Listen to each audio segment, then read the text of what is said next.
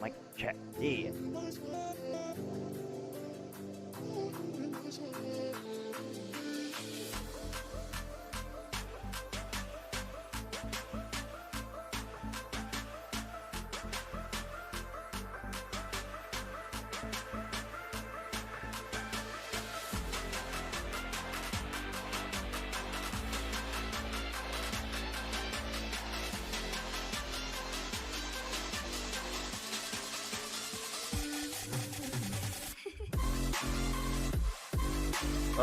Hype!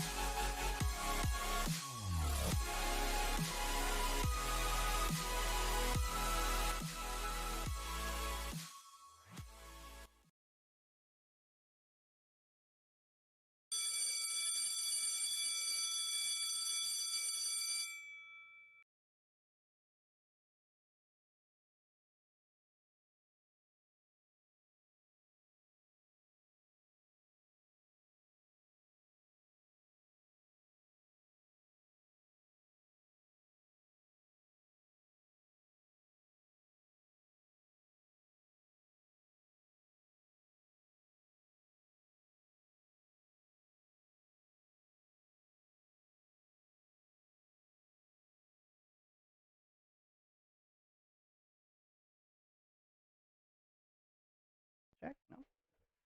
Check. Check. Check. All right. All right. Totally lost my audio. So you guys can hear me real quick. Just want to make sure we're good. We have audio. You guys heard the bell. Time to start class. So hope you guys like the intro. Insane support. I already have like 50 freaking subs. Thanks so much, guys. You guys are absolutely out of your mind. I'm having some issues with the mic, so if you guys kind of go out during the stream, just kind of put it in the chat, and I will fix it. I got to get a new one. This headset's got a short in it somewhere. But shout outs to everyone who is subbed, and congrats on getting those free subs from those 3 ballers in the chat. So appreciate it again. You guys are insane. You guys can post that, like a picture of it, and I'll retweet it. You guys, thank you so much. Without further ado, let's kind of get started. We're going to just kind of briefly do some flashcards here, some basics, what we've already went over on previous streams for the most part. I'm going to talk about some new information, but we'll get there. I just want to take today to really take maybe 1 step back so we can take 2 steps forward. So a lot of you guys who have been here since the beginning, watched every single stream, you guys answers to these. So the first one obviously is just an intro question to kind of get us started, more of a funny joke kind of thing from the people who have been here. So how many breaks does Bob take per 8-hour stream? Anyone know? I know a lot of people are kind of putting 0 in the chat and all that. Let's get some feedback in the chat, and we'll reveal the answer and get started. 1, 2, 0. Sometimes 3. The loyals really know in here. They really do. So appreciate everyone coming by. Let's go ahead and see the answer to this. 0. We're here to make money, not eat, not use the bathroom. Right? Right? I think that's pretty good. I think that's true. If anyone's been a part of the stream since the beginning, you'll realize I don't take very many breaks, only to go get some Sprite and Pringles and maybe go to the bathroom once, but pretty much 0, to be honest with you. Maybe I've taken 1 break over the last 6 days of 8 hours of streaming. Let's get on with it. Next, what trading platform does Bob use for charting? I get this question all the time, and I just wanted to put it on here so we could really see who is listening, who knows the answer to it. I got a lot of people who are going to watch this video back from the weekend, and I just want them to know what we're using and just alleviate the problems of maybe they just haven't watched the stream. So there's no further excuses from this point for the next 14 days until this video just disappears. You guys are right. Think or swim. You know, anyone who's interested, you guys can go get Thinkorswim. You can go get it for free. Just Google Thinkorswim, download the software. I'm not sure. Does anyone know? Do you have to put money in to use Thinkorswim? It used to be completely free, but now I think maybe you have to put in $50 just to get real-time data. I'm not sure. Most people in the chat are saying it's free, so check that out. If you guys were a part of that sub-train, you guys got a pretty cool emote there. It's like a little ghost stealing money, so that's great. Congrats. All right, next one up. What website can best help you to find sympathy plays in the market?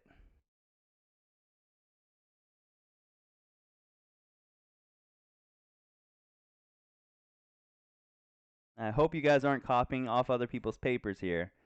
Really, really hope you guys already know the answer to this. And if you don't, maybe you're just coming in, you're a newcomer, you're trying to learn about the market, totally understandable. There's going to be new people all the time. Again, just going over basics so we can get over it and try to help people understand what's going on. You can bookmark it. The answer to this is finviz.com. So make sure you check out that website. If you're looking for sympathy plays, later in this video, we will explain how we use Finviz very quickly, maybe like a 5 to 10 minute segment on it real quick. I know the videos have kind of disappeared from the last 14 days. That's just how long Twitch will allow it to be up there unless we're partnered. So at this point, we're just going to go with what we got, and we'll move forward. What is the #1 software for finding the top plays for the day? That means top gainers, momentum, something that we use in the background that you guys hear all day.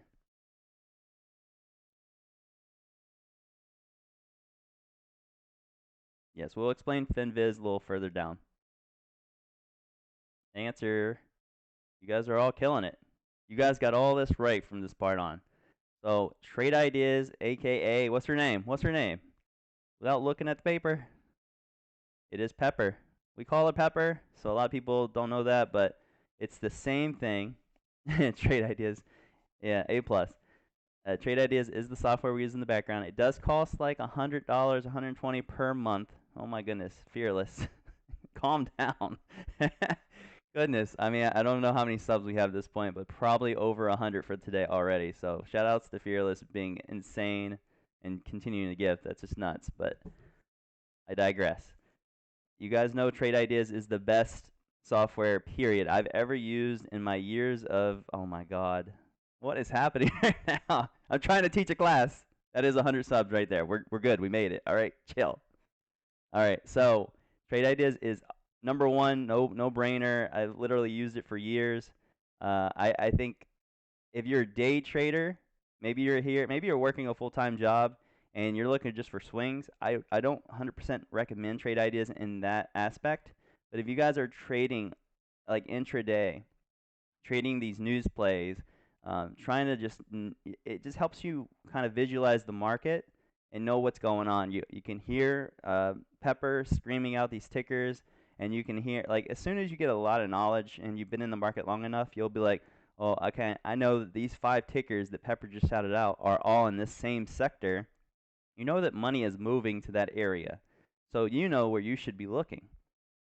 It'll help you a lot. I 100% tell you, like, if you put in the time, the screen time, learn your level 2s, your pattern recognitions, and you're using Pepper, it's literally like the triple-edged sword, so to speak. I mean, I don't know what other way to say it, but it really is the best like combination.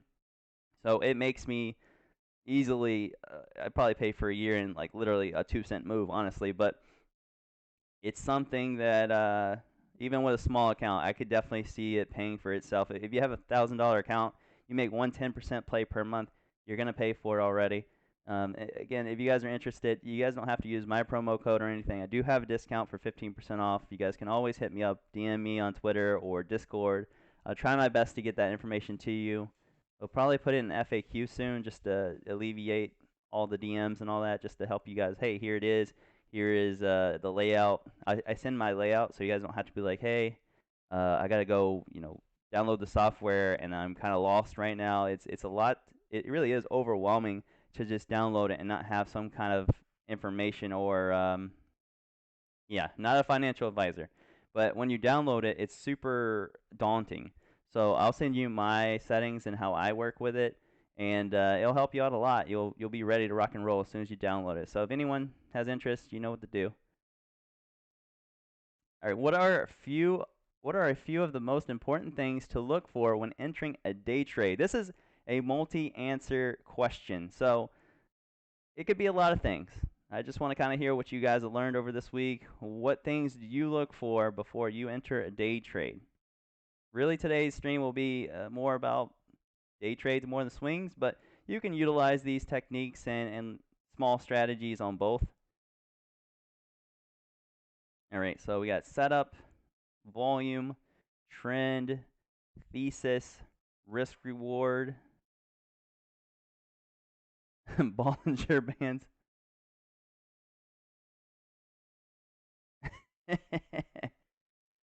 Top gainers, weekly supports. Okay. Just reading the chat. Level 2, trends, price action. All right, let's see what we put down on this. All right, the answer was news. I've seen a lot of that. Volume, setup, level 2, sector hype, previous news. You always want to use a lot of the first 4 or 5 things right there are really bullish things that you want to see in every single play of your day trading. And then what you want to look at is previous news, which is offerings, red flags. Maybe there's, you know, whatever Wainwright is in it. Like they always buy these offerings, or they do the, you know, whatever, and then they just dump on people. I feel like so you kind of got to get an idea of what you know is a bad red flag, and you don't want to be a part of that.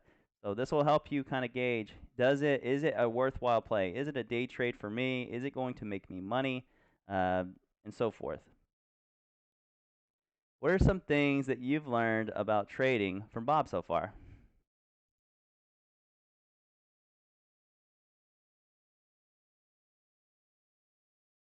All right, I got patience.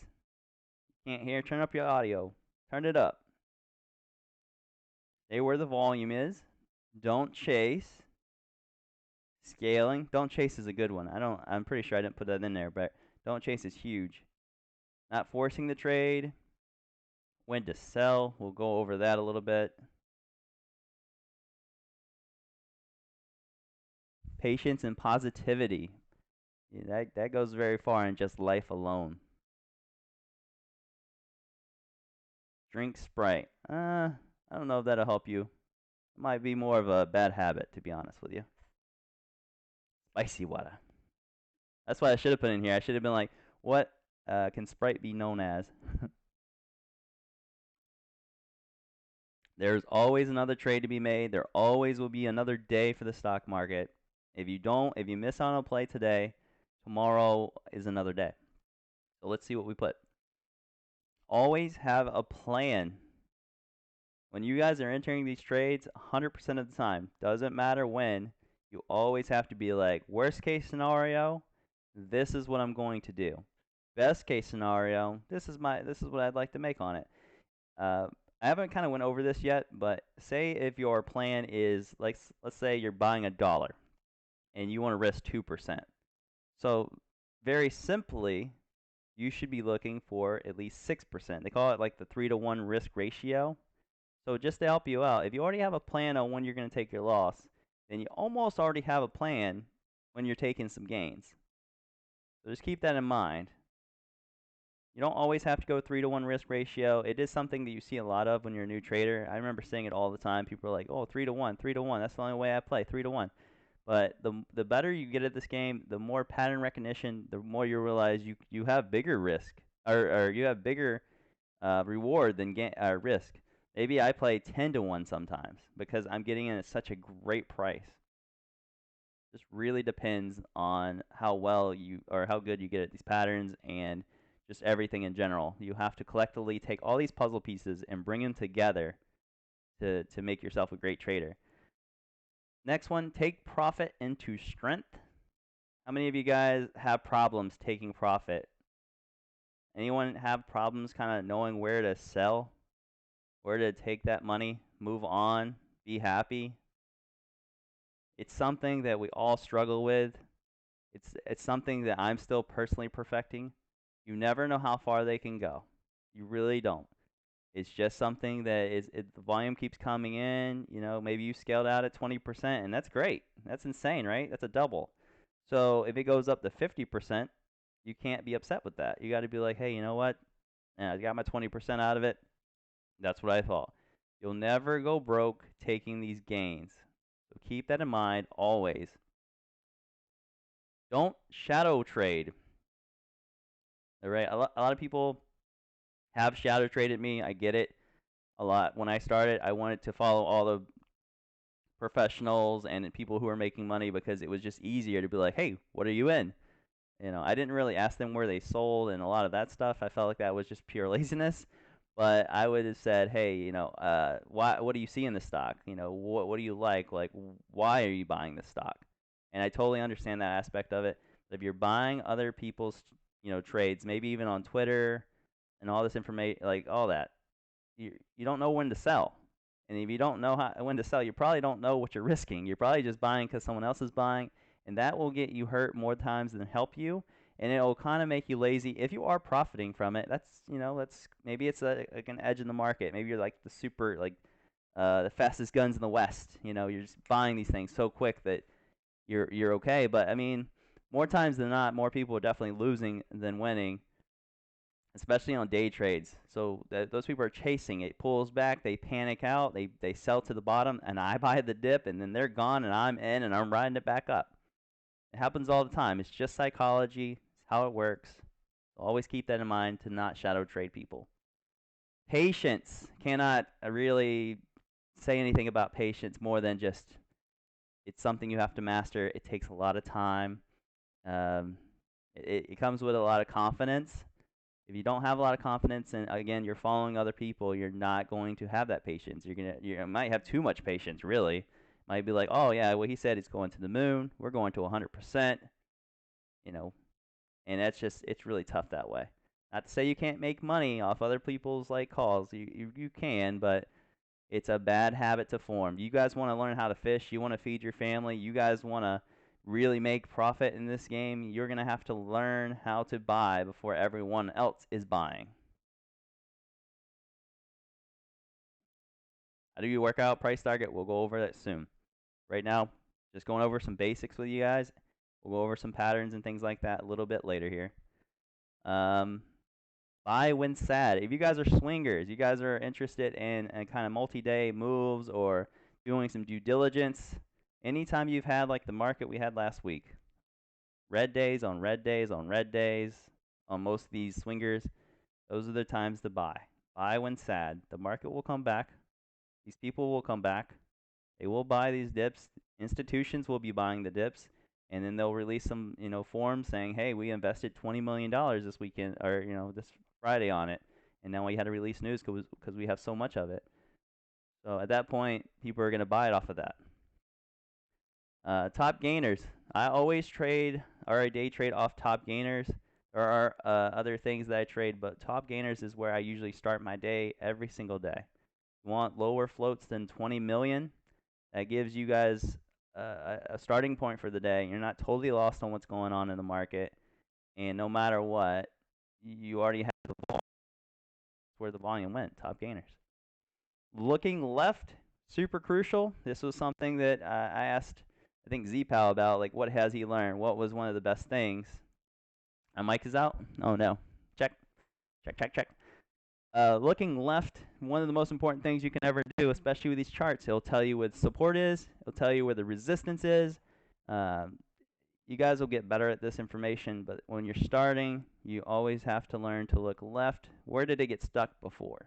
Where was a crucial point where you saw a lot of buyers come in, and we can kind of expect that in the future.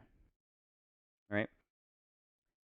Sympathy plays, we've been over it. I'll go over it again on Finviz a little bit later after this is over here. Cut those losses quickly should have been the #1 thing I put on here, but always having a plan is also kind of part of that. If you guys stay in the game, you cutting those losses at 2%, 1%. I'm not telling you that there's a certain percentage to look for, but staying in the game is more important. How do you know to cut those losses? We'll go over that shortly. What's the best way to master level 2? I get this question all the time. Now, what have I responded with on the stream when asked this question?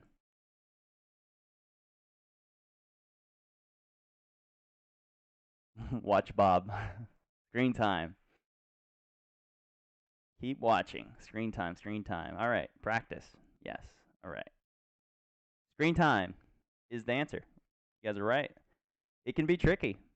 It's not 100% foolproof ever in this market, and you're gonna see why. Okay, I'm gonna show you guys exactly why. Maybe I'm gonna open up some eyes here and show you guys what you may be not seeing. Level 2 is a manipulative little tool that people use to either make the stock go down or make it go up. It's something if you're playing lower liquidity plays, maybe you're in a play that's only up like 10% for the day, no one's watching it, no one cares about it, it doesn't have any news, it's just kind of up on like a technical breakout or something, then they can play with you. Like algos can play you and put like a bidder on, like, let's just say it's $1. Maybe you bought in at $1.01 because you saw a bidder was at $1 and it was buying 1 million shares, right? Maybe you buy 50,000 shares because you're like, you know, that million bidder right there, he ain't going nowhere. In the last hour, a million share, or last 2 days, a million shares hasn't been bought or sold on the stock. Why would someone sell into that? After you get in your 50,000 shares at 101, guess what happens?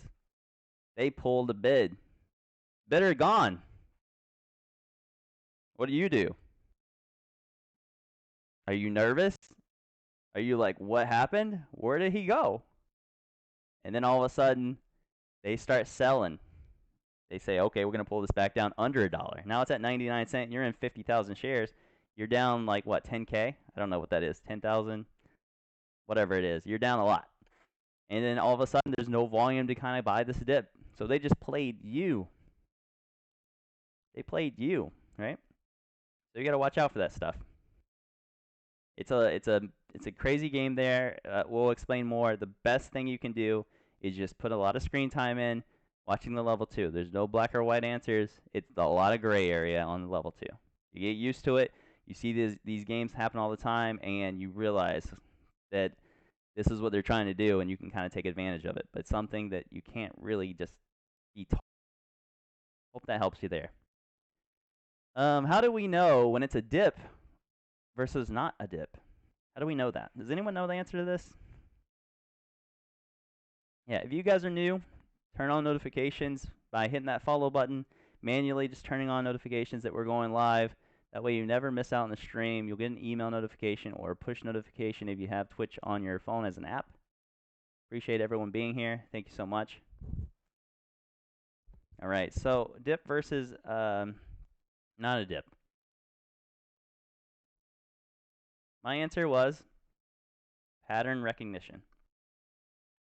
A lot of you guys are saying support and resistance. You're not wrong. Basically is the answer, but pattern recognition will help you more than anything. It's the same concept, but if you know the pattern that's setting up, then you know what you're playing for. Maybe you're playing for, actually, you know what? I'll hold this for later.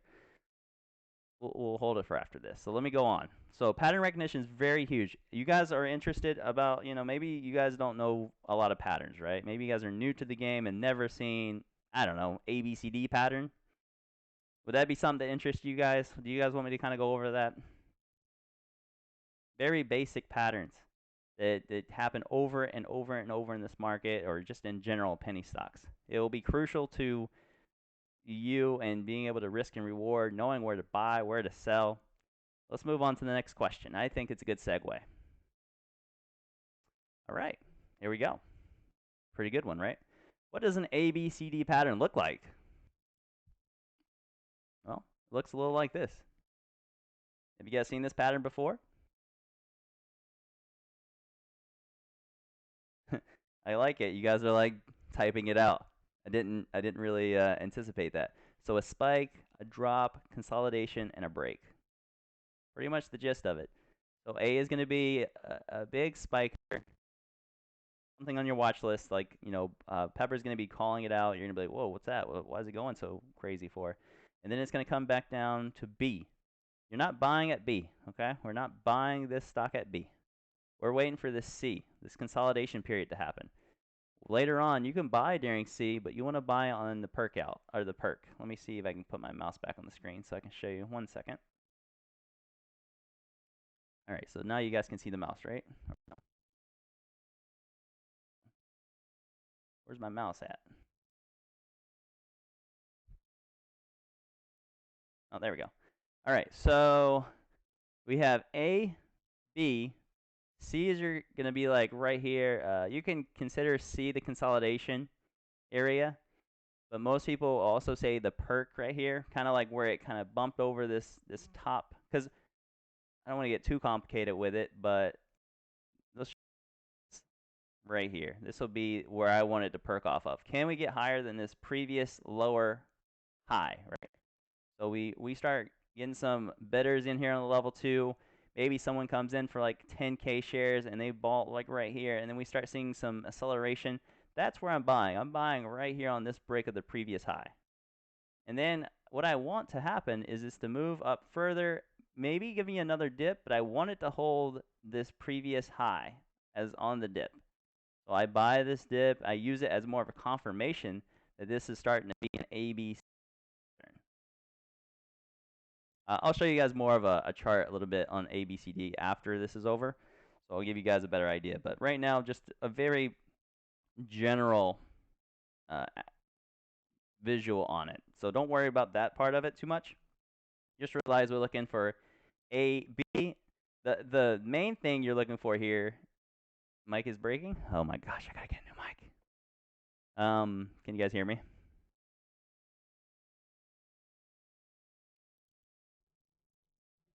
All right, check. All right, cool. So if you guys are looking at this, if you look at B to C, the main thing we're looking for is it just to keep this higher low. That's the main thing. Draw your line from the bottom of B to under C, like across as a diagonal line here. Just draw it across. That's what we're looking for. So now as a day trader who has experience, they're saying to themselves, okay, I'm going to buy up here at C, but I'm going to risk B. So if this can continue to have this uptrend, then that's the pattern I am working off of. That's what will happen. This is just pattern recognition. This can be 5 minute, it can be 1 minute. The longer, the better, in my opinion. Think about this being on like the daily, which I've seen this happen before on the daily. This could be like a supernova chart. We could go from $1 to $20, back to 10 right here, go to 10, and then come down and consolidate at 11 or 12. Maybe this higher low is like $13. Okay? Yeah, 11 to 12, we get back to like $13. I'm buying $13 break.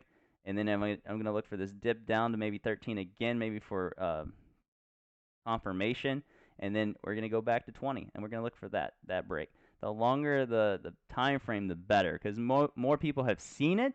More people kind of said, hey, you know, this looks like one of those ABCDs. I kind of like it. And the more people will buy those things. It's literally what you'll see in the market is all these students that came into the market, they learned these same patterns over and over. Everyone who's put time into it learn these. So every time people see it, they're saying, hey, there it is. There's my favorite pattern. That's basically what it comes down to. Maybe they're not playing for the news and stuff. This is just something that people like. It's just a psychological pattern. Let's go on to the next. Just giving you guys an overview there. What does an ascending triangle look like? Does anyone know what that is? We haven't really touched on ascending triangles too much. It's something I love to play. Anything that has volume, news, maybe even a sympathy play to a different runner. If it sets up an ascending triangle, that is one of my favorite. Horizontal resistance and higher lows. Correct. DPAL's already on it. So I'll show you guys. This is pretty much what you're looking at.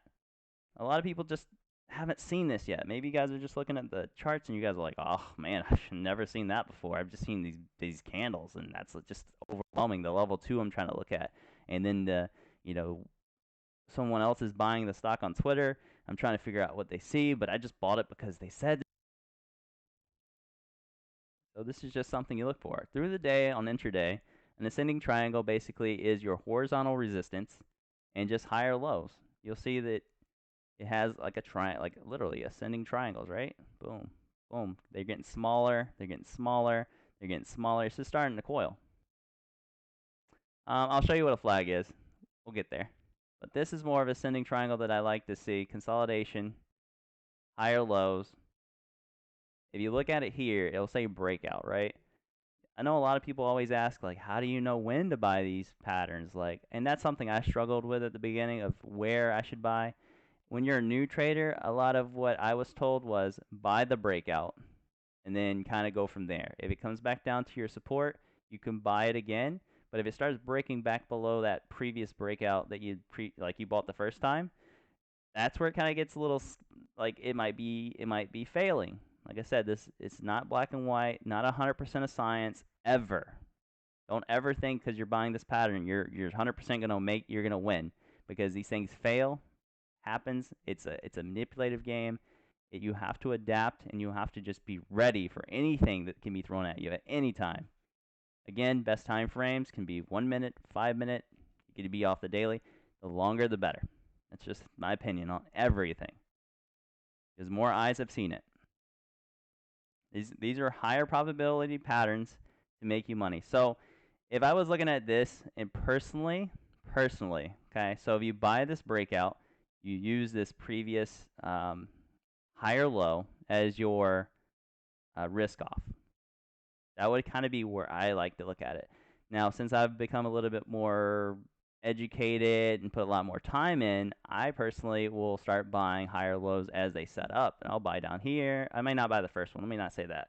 But the second one, if I start saying, hey, this thing might be setting up for an ascending triangle, because I've seen it a million times at this point, I'll start buying these dips here, here, and then I'll just watch it at a breakout, and I'll say, huh, you know, it looks like we're going to actually break this, and I'll add more there. I'm pretty aggressive about it, but the more important thing here is just to know that this exists, and knowing that if you do buy this breakout, because maybe you didn't see this pattern happening, and you didn't know that was like, I don't know, another one, a different pattern setting up, because you wouldn't know at this point because you're new. This is kind of where your confirmation is. Your confirmation would be more, it breaks out, and then most people will say, like I said, to buy the confirmation dip off this, and then you can ride it up. If it starts failing, get out your previous higher low. That's the idea. Did you guys not hear the time frame? I still see it in the chat. How do you scale when you are getting into an ascending triangle? I mean, you can buy the breakout here. It's like almost like buy high and sell higher kind of strategy. But if you're really technically savvy, you can buy the dips back here, and you can sell the breakout, which people do. You can sell, like, maybe this is a $3, okay? $3 is your resistance. We came back down here to 250, bounced to $3. Came down to 275, bounced to $3. Came down to 290, $3 breaks. Boom. Now we're at 320. If you're in at 290, then that's 10% already, right? 10% move already. So if you got in at breakout $3, you can scale at 320 if you want, or you can kind of look for the dip here at $3, the 310s, and then you can ride it back up. Not anything is going to be 100% science. Like, you just kind of have to learn those things. It's more about the pattern recognition today and knowing what to do, when to do it. And then we'll get into more in-depth stuff, because I can't teach you everything in one day. It's just better for you to know that this exists. Let's go to the next one.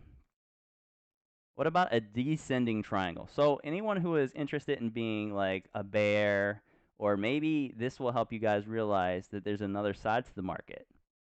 Okay, so let's just look at what it looks like. Same concept, but opposite.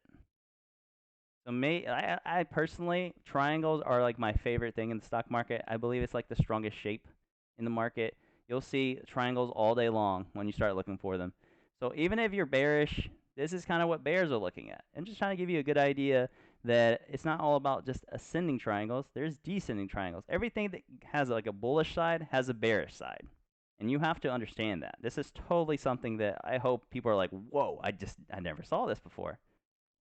Or maybe you guys are just masters at this already, and I'm kind of wasting time on it, but I really hope that this is something opening eyes. So bearish descending triangle here, they're playing for the same thing. Maybe you were saying like me, hey, this is a dip buy, right? And I'm going to wait on the next dip. Oh, here's another dip. This is kind of a good example on, I think, TRCH. You guys remember that TRCH had a support line from a previous day, and it literally just stayed on that support like maybe 3 or 4 times. Same thing here, where it was like hit support, hit support. Let me put my mouse on it. Hit support, hit support, hit support. And then the more times it hits support, what is it likely to do?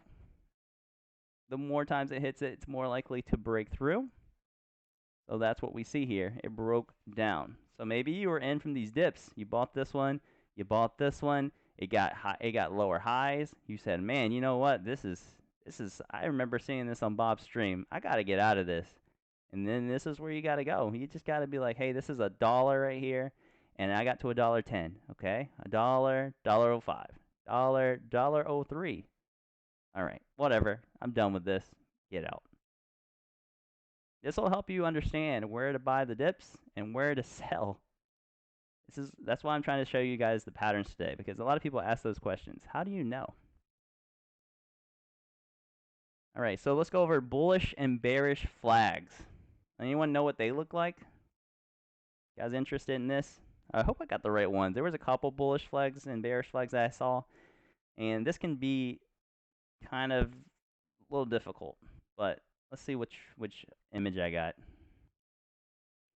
A descending triangle is not always 3 triangles. It's just, in general, it's showing you kind of, it's just getting lower highs, and it's got a horizontal base or like support or resistance.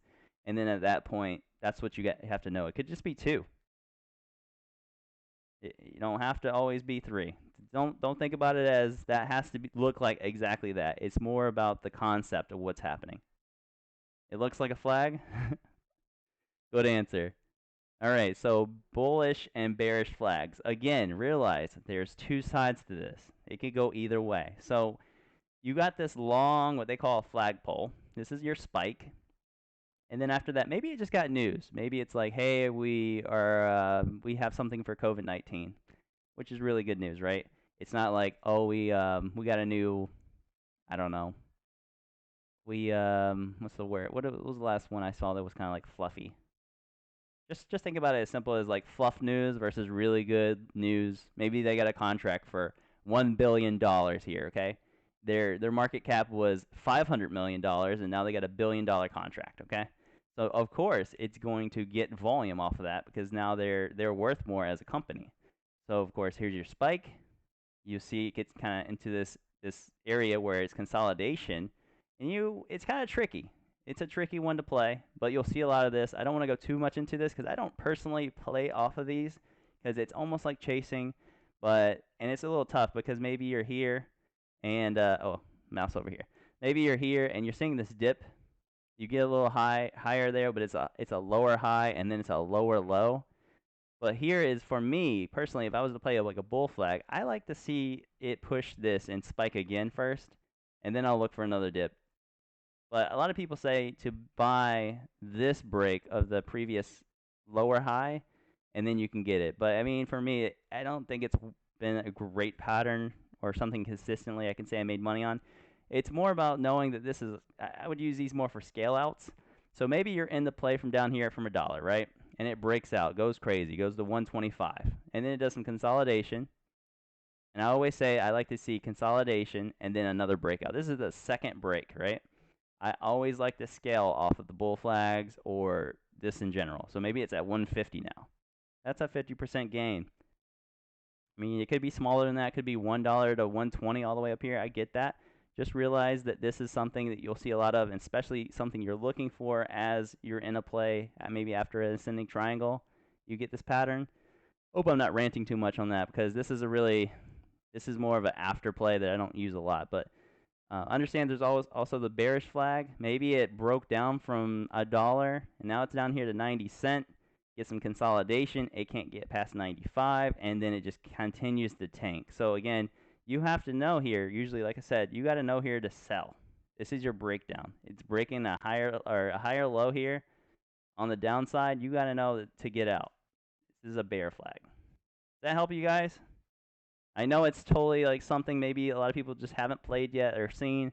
I'm just trying to open eyes and get you guys to be like, whoa, okay, that exists. Good, I get it. Because a lot of people are like, well, how do I know when to buy the dip? How do I know when not to buy the dip? Well, unless you do a lot of studying, spend a lot of time out here, you're not going to know that these things exist. How are you going to know when to sell them? How are you going to know when to buy them? It should help you guys.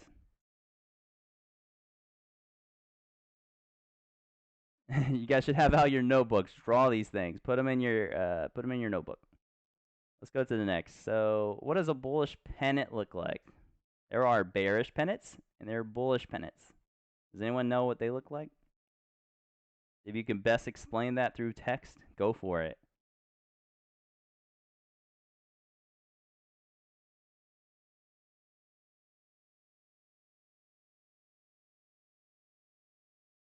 Yeah, this is, like I said, this is going to be more about just generalization of what you're looking for, and then we'll kind of go to some charts, and we'll look at these patterns. So real quick, if you guys don't have up your trading platforms while we're kind of going through this, go ahead and pull those up, because I am going to give you guys tasks to do. This is class, right? So I got an hour of telling you guys what I'm looking at. You guys are going to have some actual day work, not homework, day work. So we'll go over some more information, but I'm going to have you guys look at charts and diagnose some of these patterns for me. All right? So I hope you guys are ready for that. Pay attention. Professor Bob. Yeah. Don't want homework? Well, you're gonna get F and you're out of here. You're gonna be broke forever. You're gonna hate your job for the rest of your life, and you'll get retired and not have Social Security, and it's looking pretty bleak for you, son. That was dark, right? That was dark. I apologize. All right, let's look at this bullish pennant. So basically, a bullish pennant is something that has lower highs and higher lows and continues to kind of do it all the way through the process of this triangle. Love triangles, guys. Love freaking triangles. Anyone seen that? I love, like, what she's like, freaking love bats. I freaking love triangles, okay? So what you'll see here is a higher high. You'll get a lower high, or a higher low here, a lower high, a higher low, a lower high, higher low, lower high, and so forth. It just keeps coiling. This is more of a pennant. What you want to see here is this kind of break this trend, right? Because it's kind of been squeezing back and forth. These are really tough to play. I've had really bad experiences, and I've had really good experiences with these. So my first time I ever went big on a stock was a $30 stock play, and it was doing just this. I loaded the boat. I went in all my account, 100%, okay? I was like, I'm going to get this. I'm going to make some money. We got this this break of the previous higher low, or the lower high. We got this break right here. We got the higher low. I didn't buy this. Okay, I probably should have bought more off supports, but it can be scary. I waited for this guy to start breaking. I bought this. I chased this. I was like, oh yeah, we're good. $30. We're going to go to 33. I'm going to bank. And then it flipped on me. It went up, and then it went crash. It got me with the old kill candle. So just realize that these plays don't always just look like this. Anything can just be reversed. But in general, what you're looking for and what you're planning to do is for it to break this line across. I think my mouse is on it, right? To break this line across and buy this break, and then you can risk off this higher low. I'm backwards today. But if you see it come back down again, you just got to be a little hesitant. But just in general, that's what you're looking for. You want it to do a coil, coil, coil, and break. If it doesn't follow that plan, get out. Dump it. Just get out. I've seen it happen. Just realize, again, just because it's breaking here doesn't mean you're out of the woods. You have to have follow through. You always have to have your finger on the trigger and realize these things might not go your way. Let me see what I have next. Oh, I didn't have a bearish one. Maybe I do later, but what does a head and shoulders look like? Let's go over that. Head and shoulders. You guys, left shoulder, head, right shoulder. If you haven't seen it yet, we're about to show it. You guys are trying to sing me a song? I don't really know. I just found this chart on Google, so we're just gonna use it because it's a good example. So here's your left shoulder. You got a higher high, right? And then it comes crashing right back down, and you see it kind of like perfectly hold this support line. This is kind of like maybe your telltale sign that if you don't see this at this point, right shoulder get higher than this left one, or like start holding a little better, you definitely need to get out. This is a reversal pattern. This basically could lead to a lot of down move, okay? So if you're bullish, maybe you've been in for a while and you've been riding this up, you've been riding it up. If you see this head and shoulders pattern, realize that something's about to happen, meaning it's about to reverse on you. It's about to become bearish. So this is a bearish pattern, yes. This is going to fall under reversal patterns. Let's go over, under some more. So I'll go over a bullish head and shoulders. Maybe it's breaking down. Maybe it's been breaking down all day, okay? And you see it hit lower lows, but here it bounces back up to this neckline, and you see it kind of match out. You say, oh, but this could be setting up for inverse head and shoulders now. Is this more interesting? Because you're like, oh, this could be that potential reversal. So it gets that right shoulder, it gets a higher low, or it kind of symmetrically is with this left shoulder. Then you kind of know at that point, this is an inverse head and shoulders. People will buy this pattern all day. I've seen it happen so many times where people are like, oh man, here it is. And I've made money off inverses a lot. You get your breakout, you can buy off this neckline, you get a little spike up, and then you got your confirmation here. This is your retest. You want it to hold this. You want it to hold the retest when you get in this breakout. Again, kind of like if you're in it, you could risk the right shoulder from the beginning. But once you get that breakout confirmation, I like to kind of keep it tight with these just in case, because they've been pretty bearish all day or something.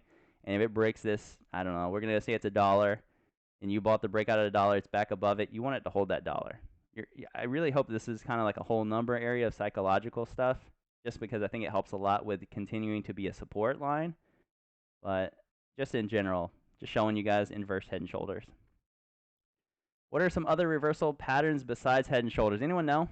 Anyone know other ones? You can buy the retest also, yes.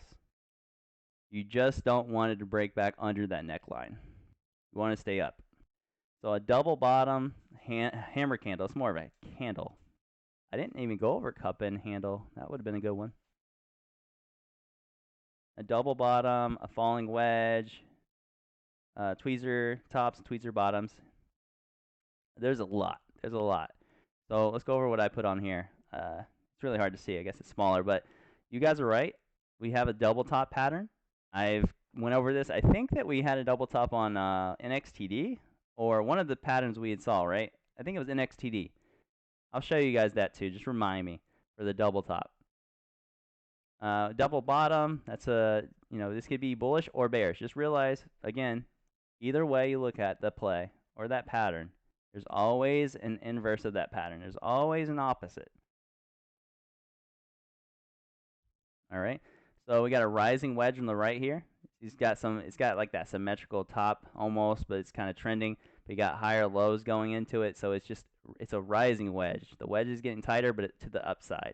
You got a falling wedge, same thing, but opposite, obviously. You guys, if you want to get your reversal here, it actually has your entries on it, and it has a stop. There's an entry here on the reversal. There's a target. There's a stop. This will help you guys a lot. The wedge looks more like a flag to you. This one? I mean, I personally like to see flags kind of like, I like to see them kind of keep that same support level. There's different kind of bull flags. I've seen ones that hit like lower lows in the pattern, and then they just kind of spike up, and those really trap bears pretty hard. But I mean, yeah, there's many bull flags. I showed you guys the main one though. All right, so it looks like that we got one more actually. This is the last one. You guys know what channels look like? You guys know what a channel is? Not the Twitch channel.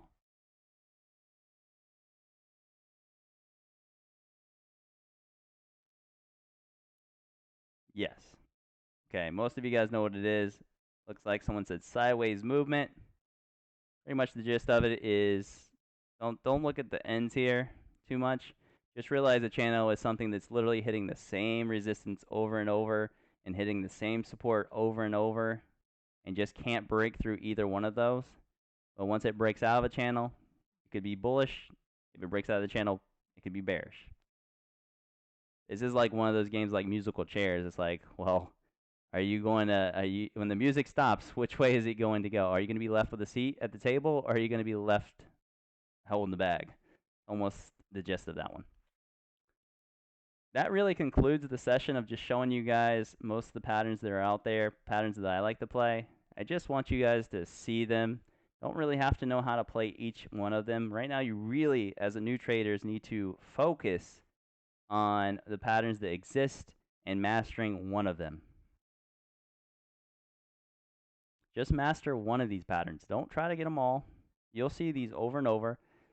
Maybe I'll show you guys right now. You guys ready for this? All right. So let's take a step back into the past. All right. This is February 8th, OCGN. Okay.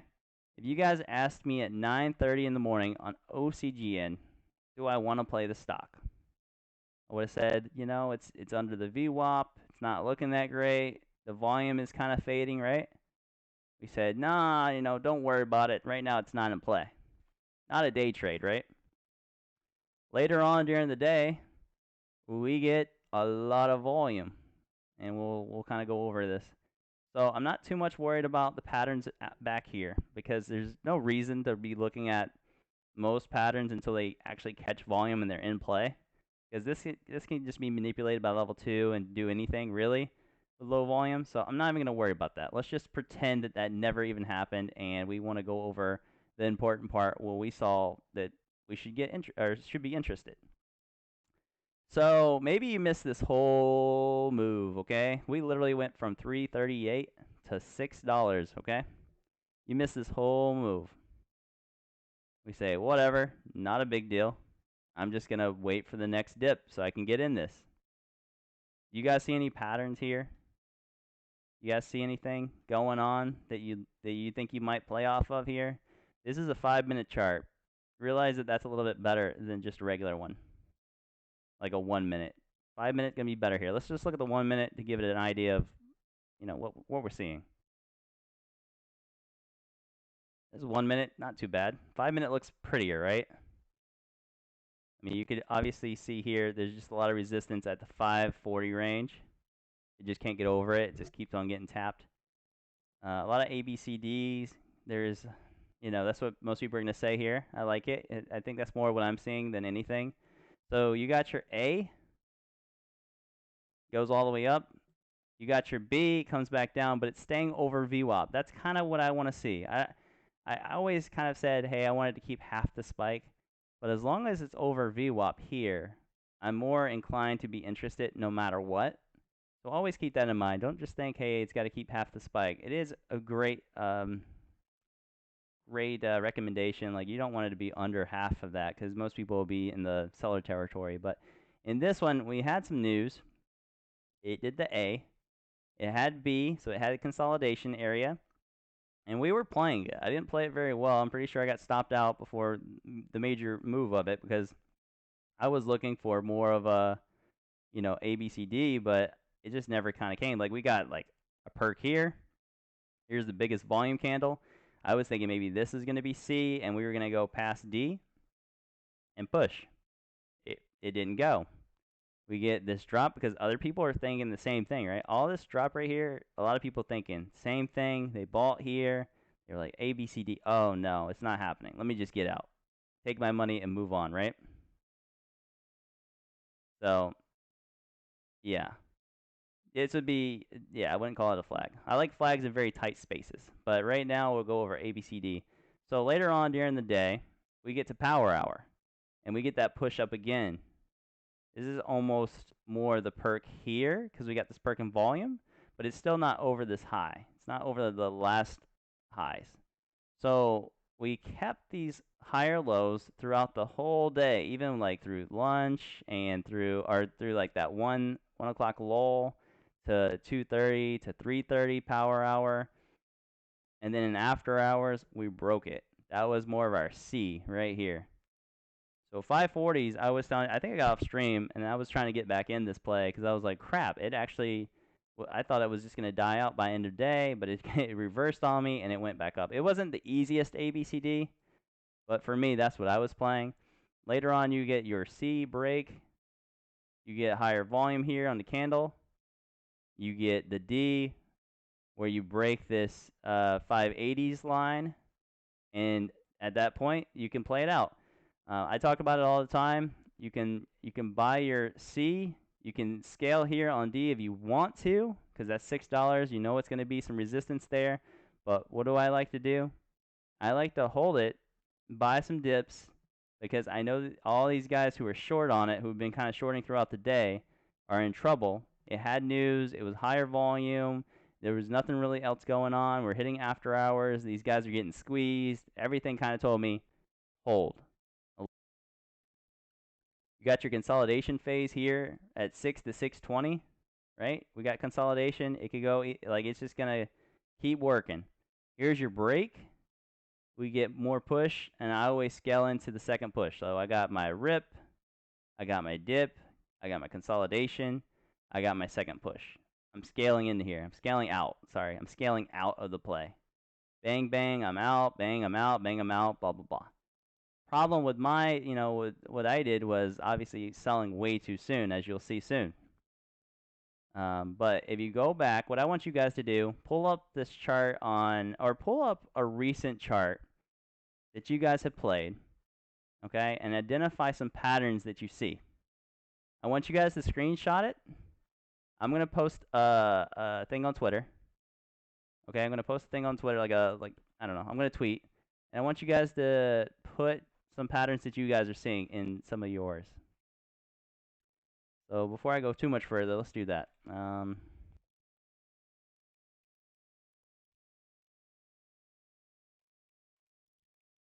Intraday patterns that you've seen. All right. I'm going to show these on stream, so make sure that you have made pretty lines and made it look pretty decent, okay? But just showing you guys an example of what I saw A, B, C, D. You got the C, you got the breakout, and we got further consolidation. If you look here, this is just uptrending, This is kind of like you got a double bottom here, okay? Here's a double bottom that maybe no one saw. So we got this push up to the highs, dip, double bottom. I'm just kind of giving you an example of little reversal patterns. Here's an uptrend with the resistance being symmetrical, being 620, almost like a small ascending triangle or something. It's not the best one or anything because it's not like perfectly ascending, but it does break it out and then goes further. You can scale into that. So there's little mini patterns within this. It's not just like, hey, here's an ABCD and the pattern is over. It goes ABCD, it resets, it goes to another pattern where it consolidates, it does a breakout. It does all this move right here. This is all squeeze. Squeeze, squeeze, squeeze. I mean, have you guys ever seen a pattern like this? Green candle, green candle, green candle, green candle, green. I mean, this isn't really a pattern. This is literally just a squeeze. Right?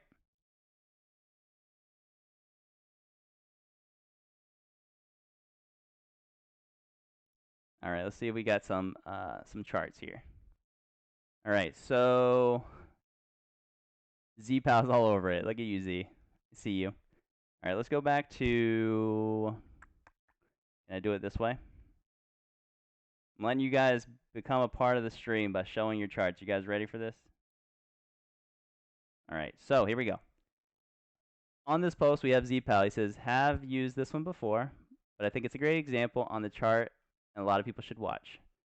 So here you go. This is a really nice one. I liked it a lot. Can you guys see it? You guys can see it pretty well, I guess. You got higher lows. Higher lows. It almost, to me, was more like ascending triangle-ish. It had just a lot of higher lows. It kept hitting this top. It's almost double topped here. Okay, so you got symmetrical resistance going across. You got higher lows going up. You got your dip opportunities if you want. And if it does this, see how it does it later? If it breaks the support, then you can just get out. If it breaks the support, just get out. You call it a day. You got your supports here where you bought in. I mean, how much money can you really lose if you literally are buying off this trend line? And then maybe you're wrong. You got a double top and it comes back down and it breaks. You get out. If it goes the other way, then you can scale. Breaks this resistance. It breaks the high days. You can scale. You didn't really get a lot of opportunity to really scale out and get all your money. Oh, we can't see the mouse. Why can't you see the mouse? Oh, hold on. Now you can see it. Sorry.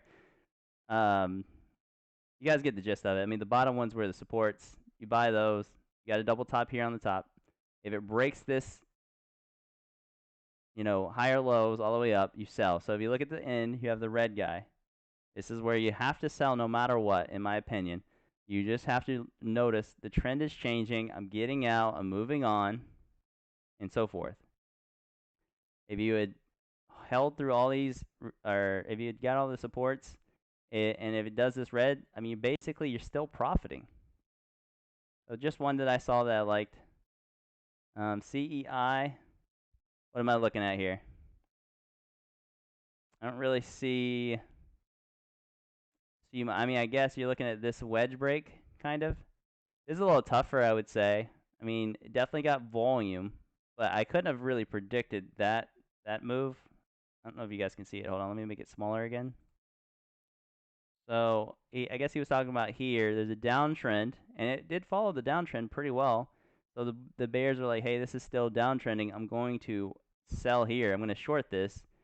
But here, if it breaks this previous high, I, as a short, have to get out, and they got squeezed. I'm not sure if this was a news play or anything, but this one's a lot tougher to really expect that kind of move. This one looked like it kind of just got a pop. Maybe someone tweeted it or something, and then it got a drop, and everyone just kind of left the building. So that's what I'm thinking here. But it is, you know, a potential technical analysis on it. Just wouldn't have expected that much of a move. Let me refresh this. Do we get more? Feel free to post your charts. You can send me anything you see. If it's ascending triangle, head and shoulders, double bottom, double top. I just want to see that you guys are kind of charting it and go from there. So NXTD, try to make them pretty big too, because if I click on them on the stream, I already lost that one. If I click on them on stream, it's a little harder to see it. Try to crop them pretty small, but have the chart zoomed in. So here's a head and shoulders. This guy's pretty on point, right? You guys see that? So here you have your neckline going across. You have a left shoulder, a head. And the reason I really have known this, so maybe you wouldn't have known yet here, but when you see these two red candles and they're big and they selling off, that's kind of a good indicator that something like a reversal is coming anyway. But when you see this bounce back up and it's in line symmetrically with the left shoulder or previous move here, this is where you might be like, hey, I'm going to play this on the short side. This looks like it's a reversal. So now you know if you're in from down here as bull, then maybe the trend is changing and you might want to get out. So you can use the neckline here as your area to risk off of, like, hey, you know, I'm going to get out here if it breaks, because I think this might actually be a head and shoulders, and then you're out. See what else we got. I remember posting something that looked like this. So almost more of a pennant to me than an ascending triangle. I like to see the ascending triangle really hitting the tops. If it's not really horizontally hitting tops, then I'm more looking for just an uptrend, and maybe it's like a pennant. What do you guys see here? You guys see a pennant more than that? I mean, you're getting low or higher lows, you're getting lower high, higher low, and then a break. You got the volume down here at the bottom. That was a pretty good move. SNDL.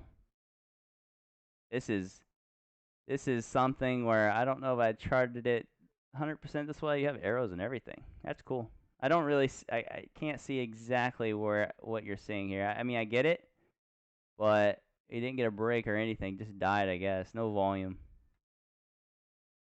All right, let me refresh again.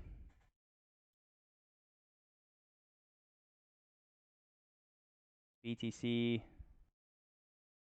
All right, so if I click on it, you guys can't see it, right? It's really tough. Here, let me try to help this a little bit. All right, so is this Dogecoin? Doesn't even say what it is, but I know the price line is like, okay, this is a little cheap. You guys see the uptrend here? I don't hate it or anything. I personally think that, wait, what did I do right there? Okay. So we got an uptrend all the way up, uptrend, uptrend, uptrend, uptrend. And when it breaks this uptrend, you can say there, you know, I'm done with it. It's not always 100% of science. This is a good example of that. Once it breaks this uptrend, it could always bounce back up. Of course it can. But right now, you're making money off the trend and where it's going. We're just trying to take the move of where we can predict. If this happens later down the road, maybe you try to play this 0.425. Maybe you try to play that break. Because maybe the bears were a little over aggressive because they shorted that trend line. Right? Let me kind of go over another one. What else we got? Ascending triangle. This one's I mean, yes, it is setting up for that in the potential future. I can see what you mean. You got this horizontal line across. You got higher lows forming. And stuff like this, a lot of people ask, hey, when do you know how to swing a trade and things like that? If the daily is setting up like this, then you could really try to get like a dip off that daily and play for that breakout, especially if there's good due diligence behind it. Maybe you know the company is in the phase 3 trials and you're waiting on data to be released. I don't want to say like to gamble on those things, but those things can tend to push these things. Like just the rumor of that potentially being like, oh yeah, phase 3, they're gonna kill it, like it's all gonna be great, they're gonna you know, whatever, they're gonna break 11. I mean, this can happen. So I don't think this is a bad idea. I like it. It's not a perfect ascending triangle, but it is setting up to possibly be one.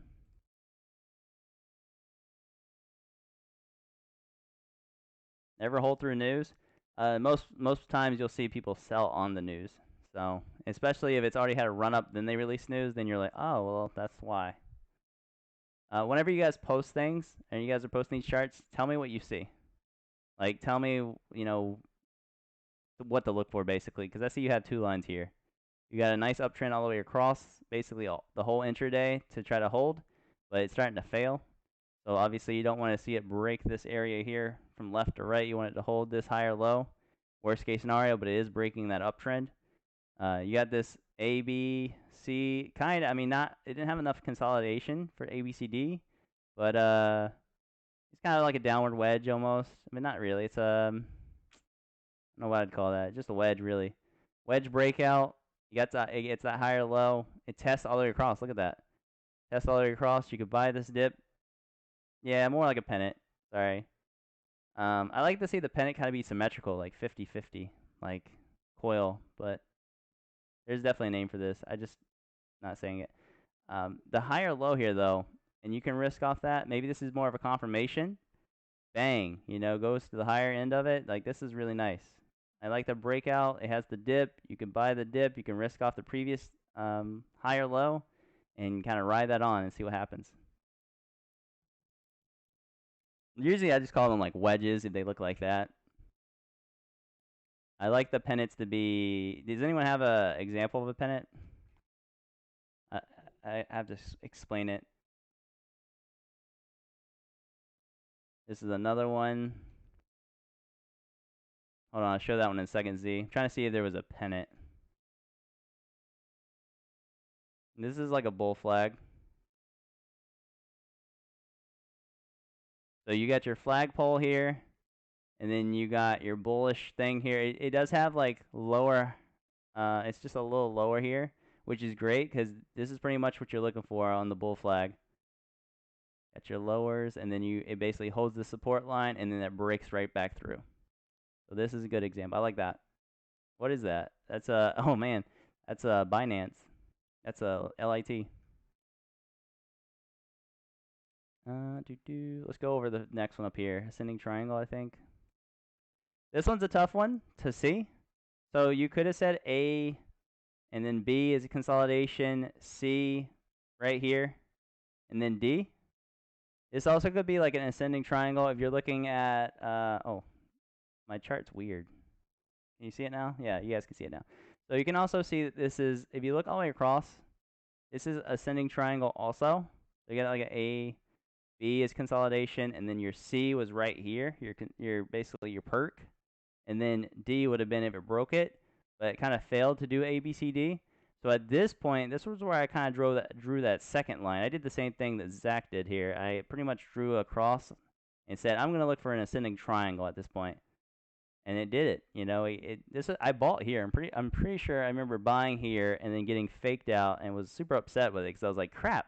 We had the perfect pattern set up. It was great. We were on it. We didn't miss it. Like, we were very excited. You know, whenever you catch them before they go, it's always exciting because you just know that you have a great chance of winning. Maybe like 60-40 here, or 70-30. This one failed back down, became an ascending triangle to me, and then further later on in the day started kind of breaking that. It could be a wedge too if you drew a line across from these tops, but I like that it has more resistance and consolidation here for this ascending triangle pattern. It's weird because you have this breakout and then it failed, but I mean, these things don't really set up perfectly all the time. That's something you always have to realize. Bank of America has one. I'll have to look at it. But later on during the day, here you go. You got this previous basically breakout. Maybe some bears had got on it and just shorted it back down. They were over aggressive. It held up on the lows. It comes back. It breaks it. You could buy this break here. You know, if you're buying this break, you're risking off this previous consolidation hold, right? So anytime you're buying an area, just look for your previous support. That's what you want to start with. If you get this big break and more volume, maybe there's a lot of volume here at the bottom. This is just potential scale area for the new highs. Scale if you want, or maybe you just got in from where I was pointing at, and you want to say, hey, I just want to hold this for a second move. You got your spike. Consolidation phase, gets a higher high, comes back down, consolidates more, continues to hold the support, and gets a second break. You could scale. People always ask where to sell. These are great markers. You can sell here, new high day. You can sell on another spike. Anytime there's strength, you can sell into it. Any of these are great. Don't think there's just like this one area magical number, like a unicorn or something where you're supposed to like get out of the play. There's multiple areas. You could scale 25% on each of these marks right here. Not that you know there's going to be 4 new high days, but if you wanted to scale little by little, you can do that. I personally like to give you guys the rule of scaling half at your first break, because maybe in a slow market, the second one never comes. Second one you do 25%, and the third one you do another 25%. That's kind of my method. But that has to be in a somewhat decent market. This week, this whole previous week, there was like 0 second pops for the most part. So if you basically had to scale at least half on your first position, and if it started failing, maybe you see this line right here across. This says $14 is the number of how much it costs. That's a whole number, right? So if it breaks 14, what can you do? You can just get out. But mainly, you just want to be selling off into strength. You'll make a lot more money that way. Z-Pal, want to learn from you? Z-Pal knows what he's doing. He's putting some time in. Z-Pal, how long you been trading? Check this out. Check this out. Watch this. Z-Pal's been trading for a month and a half, and he's already doing things like this. I see traders who have been trading a year, and they don't know this stuff. You guys who are here are ahead of the curve. So yeah, he has really nice charts. I love how he's kind of put it out there nice and clean. Here's your scale spots, or here's resistance points. Here's your breakdown. He's going to be a great trader. No doubt about it. You do things like this every day. You draw them out, make them pretty, and understand what's going on, and do that work. You'll be a great trader. You just got to overcome those emotions. This is SPY holding up the bullish trend line. Just a trend line, you know. You want to follow the trend. Don't ever fight the trend. All right, so here, a failed breakout with fading volume. So basically across here, you had a potential ascending triangle is what I'm seeing. I love I love ascending triangles. You had a top, another top, a third top. But it did break it a little bit, but it just red candled on it. Like it just flipped it, right? Got a red candle after it. it wasn't holding up on the uptrend at this point. If you were playing for that ascending triangle, maybe you were buying like the dips. I would say you're probably not in here yet because you're kind of just waiting.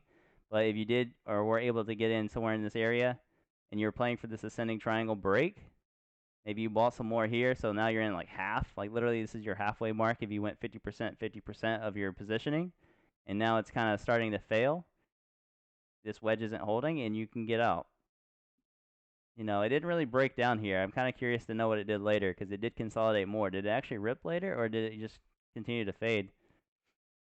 The volume didn't come in on this break too. Always pay attention to when you're getting to these trend lines, what is the volume doing on the bottom? Is it increasing or is it decreasing? I just faded in after hours? Okay. It's kind of interesting that it didn't actually fail here and get volume to the downside, but you know, it reset. So this pattern is now over. You know, it reset. It didn't break it. It didn't get any volume to kind of like push it back up and touch this again. Now we're just like, we're kind of waiting on the next. Head and shoulders here. Is that what you're saying? What is this? So 5 minute? Yeah, maybe on a 1 minute, maybe I could see it better. This is just, for me, just overhead resistance. And it couldn't break whatever this is right here. I don't know what that number is on the price line. But maybe, oh, you mean like here, head and shoulders? I saw this as your neckline. For me, this is like, I don't know. I mean, I can kind of see it. Neckline would be down here, though. But I don't know if that's what you see. Intraday example. Oh my goodness, I'm dying. This is more of a descending triangle. Yeah, you got it right. Look at that, bam. Let me zoom out real quick. So descending triangle, right? You got your same horizontal support line, same one. Goes up, comes a little higher or lower highs, consolidates more, breaks the support, and gone. What do you guys think about this? Did you guys see this from the beginning? Now SNDL was weird because it's following the sector hype, so of course this could have all stemmed from TLRY maybe just kind of fading out and dying also. So this is what they were looking at. You see A, B, C, D. Maybe over here, A to the B, and then so forth. There's multiple patterns it could be setting up, but yes. What you guys are really realizing today should be, hey, I should be playing for this pattern. Like, I should be seeing this. I'm expecting it to do this. If it doesn't do that, I'm out of here. Inverse head and shoulders. Let's see. Like here? Or I'm not really seeing it. Now, this would be the head here. It has to be the lowest point. I mean, this is definitely more of a support line. You just couldn't hold and just it broke. Ascending triangle? Oh, we went through this one. Let me refresh one more time, go over anything else I see, and then we'll kind of go over NXTD. I'll show you guys that double top. Made a quick 20% off of this. That was like early morning too. You got your, so this is pretty good. I do like that this trend line, you know, you drew it across here and, you know, later on you got new highs at 950s. It went up to 956. But here you didn't get that push that you would have liked to see. And then it just kind of broke down and you knew, hey, this is not good. And it came down lower than this baseline support area from the higher highs. And then at this point you can just get out. So maybe he was buying somewhere in this area, whether it was breaking support. It was holding this support line going across, right? So this is bam. He buys here on this breakout $6. It runs up. It consolidates just like this, and he gets off into the second move. He scales here. He gets a third move, and then he gets scale here because if you're watching it at 950 break and you don't see a lot of volume coming in again, and it's starting to kind of maybe like people are selling off on it. There's a lot of resistance there. Maybe you're looking left and you see there's a lot of resistance at $10 and 950s. Then this is another good. Great scaling point. And then especially when it breaks this uptrend, I know it's kind of a tight uptrend. I don't know if this is a 5 minute or 1 minute, but still in this area when it broke that high day and failed to continue, that's a sign that it could be trending to another pattern.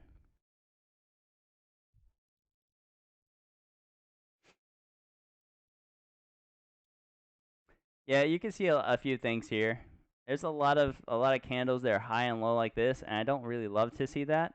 But if you did hold through that consolidation period and you got that move, that's great. I mean, it could have easily just done the opposite, but yeah, kind of a bull flaggish kind of thing. Just a lot of candles to go through. I assume this is like a 1 minute. But I like the play. I know we talked about it on, I think this was a Friday play, right? BCNX is a pretty one. I was looking at it more right here. So you look at this line right here at 580s and you look all the way across. You see how it broke that 580, goes over 6, comes back to 580. You got your dip, and then you can you could have bought this break. You could re-add this dip, but you don't want to see it go back under 580, and it perfectly did that. And it just kept that uptrend very well. All right, what else am I looking at? Is this helping you guys? You guys who are new, you guys getting it? Just type 1. Do I need to go further? Do I need to go over advanced instead of something so basic? Or do I have more basic in the chat that need this information? Even I know Z-Pal's in for like a month and a half, but he's still wanting to know all these patterns and all this, and he's so far ahead of the game. If you guys are in a month and a half and you're doing this, you guys will be fine.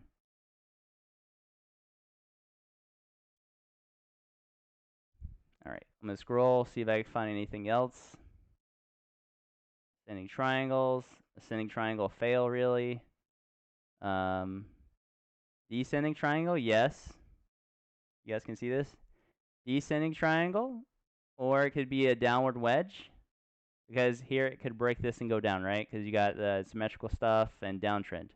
It could also do kind of the opposite, where it breaks this and reverses, and you could use that as like a downward wedge kind of move, or downward wedge reversal. So just think about it, like there's always like more than one setup potentially in some of these wedge plays. But yes, I do like that more of a descending wedge.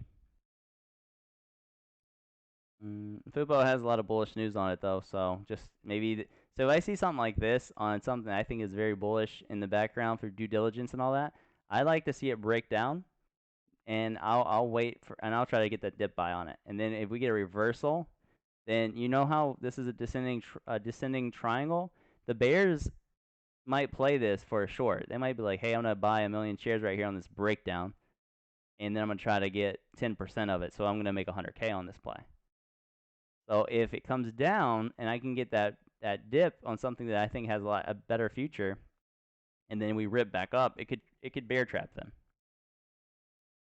Just kind of going over more and more information. I know like that's kind of advanced, but you guys will get there. BTC. What is this one? Like an ascending triangle. You guys see it? I guess I should ask what you guys see. What do you guys see on this chart? Do you guys see an ascending triangle?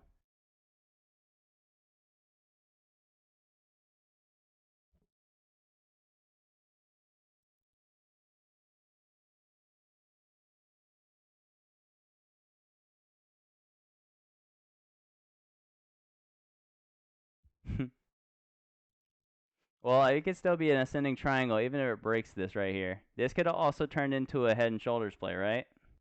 Kind of. Kind of. Just because this is a shoulder, it bounced back up. This could have came back down a little bit more, and it could have been a neckline, and then this could have popped up and have been a head and shoulders. Like this, for me, is more of a, you know, kind of like a ascending triangle. Just not the prettiest, but definitely had potential. That right there kind of messed it all up, but you could draw it across there. Failed bullish pennant. I see more of a bull flag, like a failed bull flag. Like this went up here, came across, was holding, especially after this flagpole. Like you got a big move here, and you know you could have had a double bottom slash flag here, and then it just failed. Then he's got this move. I don't know. This is like a bear trap. This thing's all over the place. Honestly, it's very choppy.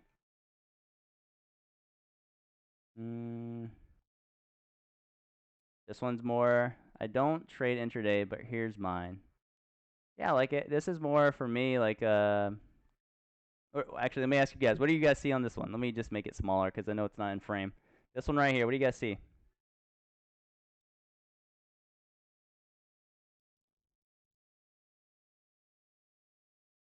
Don't trade flags, they're 50-50. Like I said, again, in my experience, I haven't had the best experience in buying flags or any of that. I usually like to be in it before that flag attempts to do it, consolidates, and then if it breaks upward, I'm taking profits. An ABCD beauty. I don't really see the ABCD. I'm looking right here. So for me, this is more of a pennant. And the reason I say that is you got, I mean, it could be almost an ascending triangle here. You had an ascending triangle going, right? And then it failed, and then it kind of turned into a potential pennant play, or like a wedge. You got the wedge break here, and it broke this previous resistance. And then at that point, it actually turned out pretty. But you could have played it for that break, and then sold off into the strength here if you want it. And it's just a wedge break to me. There's a bull flag. Yeah, I mean, this is information. This is a good pennant too. So I like pennants like this. This is maybe this isn't the best one actually, but for me, I like things that it's kind of like 50-50. Like it's kind of like a how do I explain it? Like 45-degree angle here, 45-degree angle here. I like those the most as far as pennants because it's literally up, down, up, down, up, down, and it's gonna get tighter. And then it's going to just like, it breaks that end of resistance or one of those trend lines being support or resistance, and then it becomes the bearish pennant or the bullish pennant. There's another, you know, another one there. Yeah, I think you guys got a good idea of what you're seeing. Just keep practicing at it, Google stuff, and do research and say, hey, why do I think it's this pattern that's setting up? The main thing is just staying on those plays that are, in play. The ones that have the volume, the ones that have the news, top gainers, the ones that eyes are on. OCGN, I'm going to follow this up again. This is we were kind of reviewing the previous day here. Back at, let's do a little bit more in-depth stuff here. I'm going to see if you guys have been paying attention. You guys ready for this? Paying attention to streams before today. A, B, C, D. Okay. And then, so we're going to take this. And now it's, what date is this? I draw like a, this is February 8th, I guess, right? Let me see. Nope. Yeah, okay. So, here we go. Reset your mind. We're just going into a new day. It's 11 o'clock in the morning on February 8th. OCGN, we saw it make that move overnight. We're saying to ourselves, okay, this is quite interesting.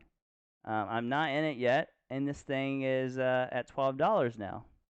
What are some things you're questioning yourself to say, should I get in or should I not? Give me some what's the words for it? What are things that you're just looking for? What questions are you asking yourself?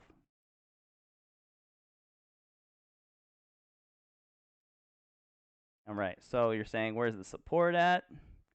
You're saying, is there volume? Is there something more important we could look at? Because we know that this went from $4 to $12. Is there a different time frame that we could kind of go back and look and say, this is a day trade, or is this a swing trade?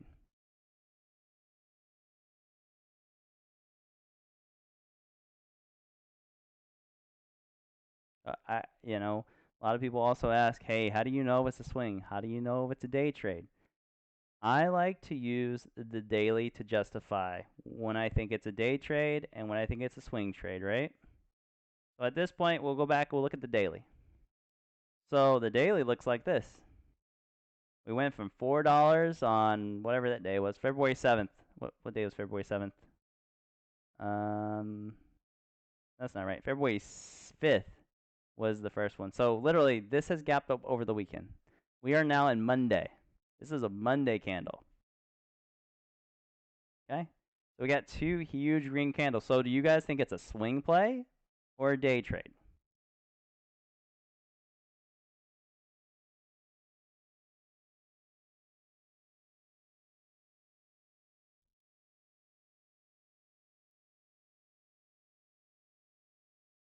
Day trade. Okay. Swing it. This is definitely more of a day trade.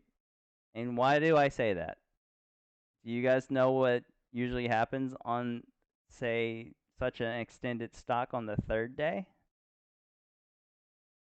Already extended, right? So we got 2 big green days from $4 to $13 to $14. Most times, you'll see that the 3rd day is going to be your red day or your reversal or whatever. It's not always, but it definitely means that I'm going to be a lot more cautious on this play. So now that I've seen it gap up, we're on the 3rd day. We're saying to ourselves, well, hold on, is this the 2nd day? Let me look. I think this is the 2nd day. We went from 4 to 14. How do I figure? Oh, okay, so that is today. So basically, we're on the 2nd day right now. So this is the 2nd green day we're playing. That we know the 3rd green day is probably going to be maybe a reversal. So 2nd green day here. We know the bull or the bears are in trouble because we got this gap up overnight, right? So what I'm looking at is this. Do you guys see anything here to here? Do you guys see anything in pre-market that maybe you, like a pattern? Do you guys see anything?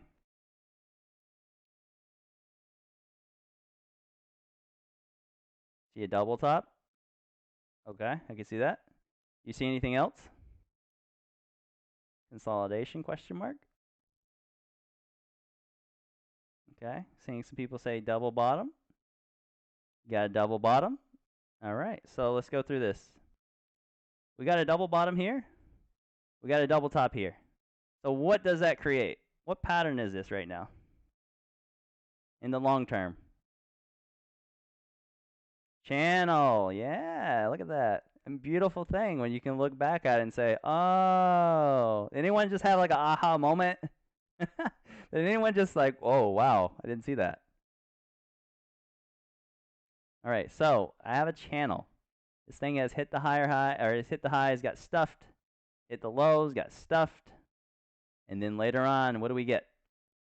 We get this beautiful, beautiful breakout. So now the channel is broken on a stock that gapped up overnight. We're starting the day on 9:30 on the bell and getting a push up. So what do we want to do first? If you're playing off the channel pattern, where do we want to buy?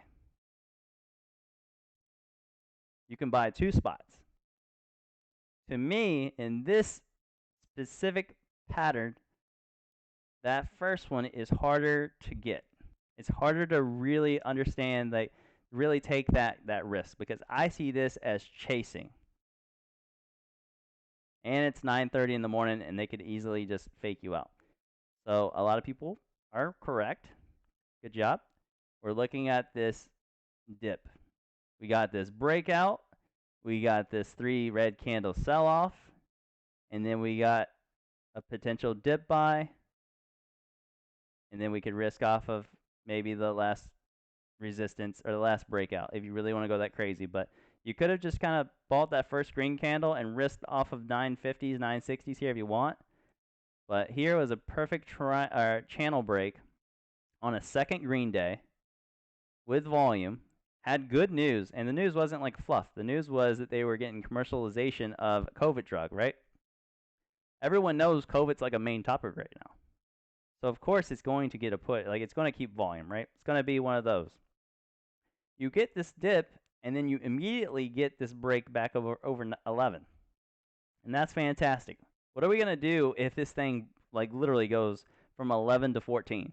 Do you think we should hold that, or should we scale? Anytime that it goes more than, I don't know, say 10% from when you get this dip, maybe you look more into scaling.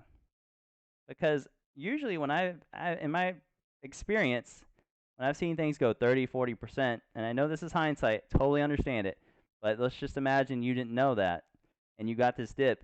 Anytime you see this rip from 960 to 14, I think that you would be pretty smart to take something off the table.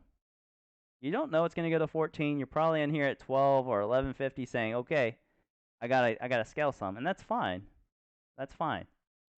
So going on in this chart, we actually see more of a pattern setting up. You guys see the next pattern?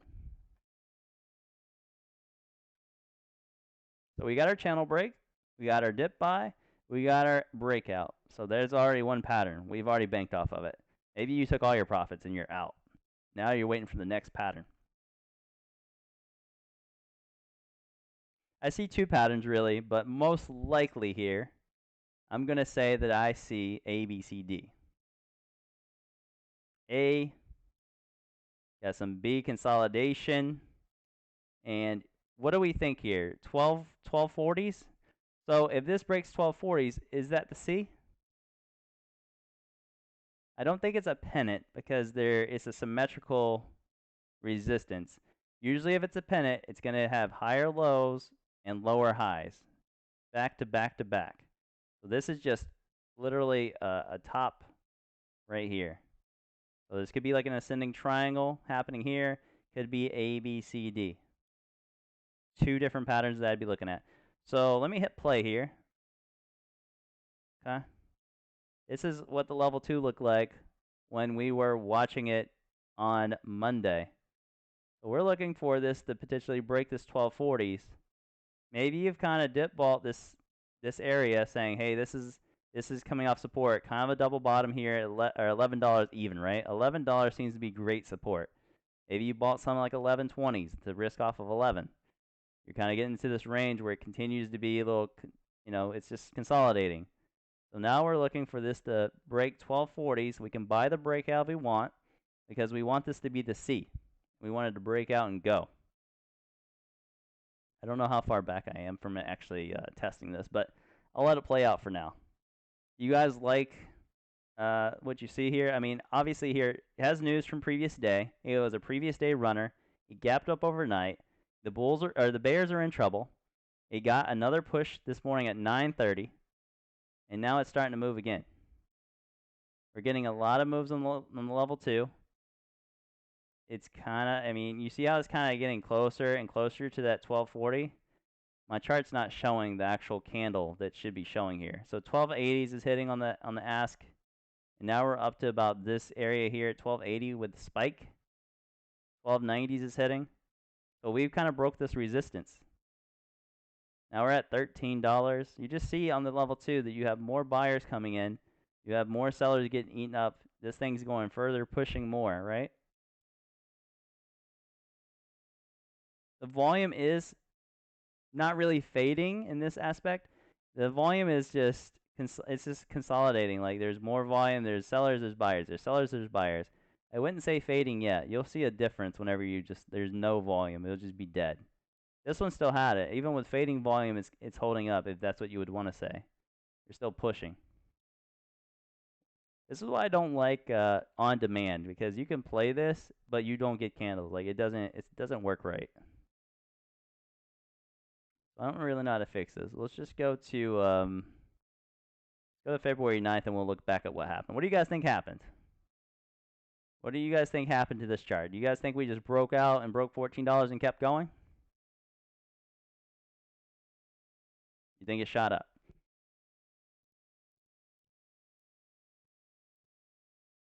You can speed it up? Yeah, I mean, it doesn't do much whenever it doesn't show me on the chart what it's doing. You think it crashes? Maybe I'll just go to, what's today's date? I might be able to find it. Let me take off on demand. We'll go back to real time. And we'll go to the 10-day 5-minute maybe. Watch me not be able to reach it by like 1 day. Hold on. Tuesday, Monday. All right, so here we go. This is basically what did happen. We got the spike up to $13, and then we just got a sell-off. We had the most volume we had since this period where people were selling off, right? There was a volume spike. This could have been an A, B, C, D. It did fake out, but it did also hold those higher lows. It held this area. It did not break down. So maybe those people who missed this spike just came into the game and they're like, oh, look at this. I found an ABCD pattern. I'm kind of looking at it like, okay, I wanted to see it push. Let's see. I wanted to do this. I'm going to draw my line across now because we basically failed the ABCD pattern. Now I'm just wondering if it can kind of break this downtrend that's potentially there. And it does. You actually break it perfectly. We get a lot more volume later. Like I said, this is the second green day. So anytime you have your first green day, you have a lot less risk on playing it for a swing trade. But on the second green day, you have to be very cautious. This is actually going to break this downtrend area. We kind of have an uptrend too. So maybe you can see like a small pennant there, but it's not like perfect or anything. Definitely ABCD is still in form also. So there's a few things going on here, but to me, I'm looking to just hold this ABCD. It just never, the ABCD did not fail to hold. It just failed to spike where I thought it would. Later on down the road, it did spike and it became a D. And we just actually consolidated and we got a second spike. So you can, scale your gains there. Later on down the road, we see it actually get higher highs, right? Continues to get higher highs. But here is a little different, where it kind of gets rejected and it just kind of failed. This is where I showed you guys, it was an uptrend. I know I had it. I drew it somewhere like this. This was kind of like my line. And I said, hey, OCGN is overextended on the daily. At this point, if the buyers are exhausted and it breaks this uptrend, we could see it push back down. It's not necessarily a double top, but I can see what you mean. For me on this one, I'm more looking at the uptrend breaking down. Let me look at a 1 minute chart, see if there is head and shoulders or anything like that. I gotta do the 1 minute and 10 day.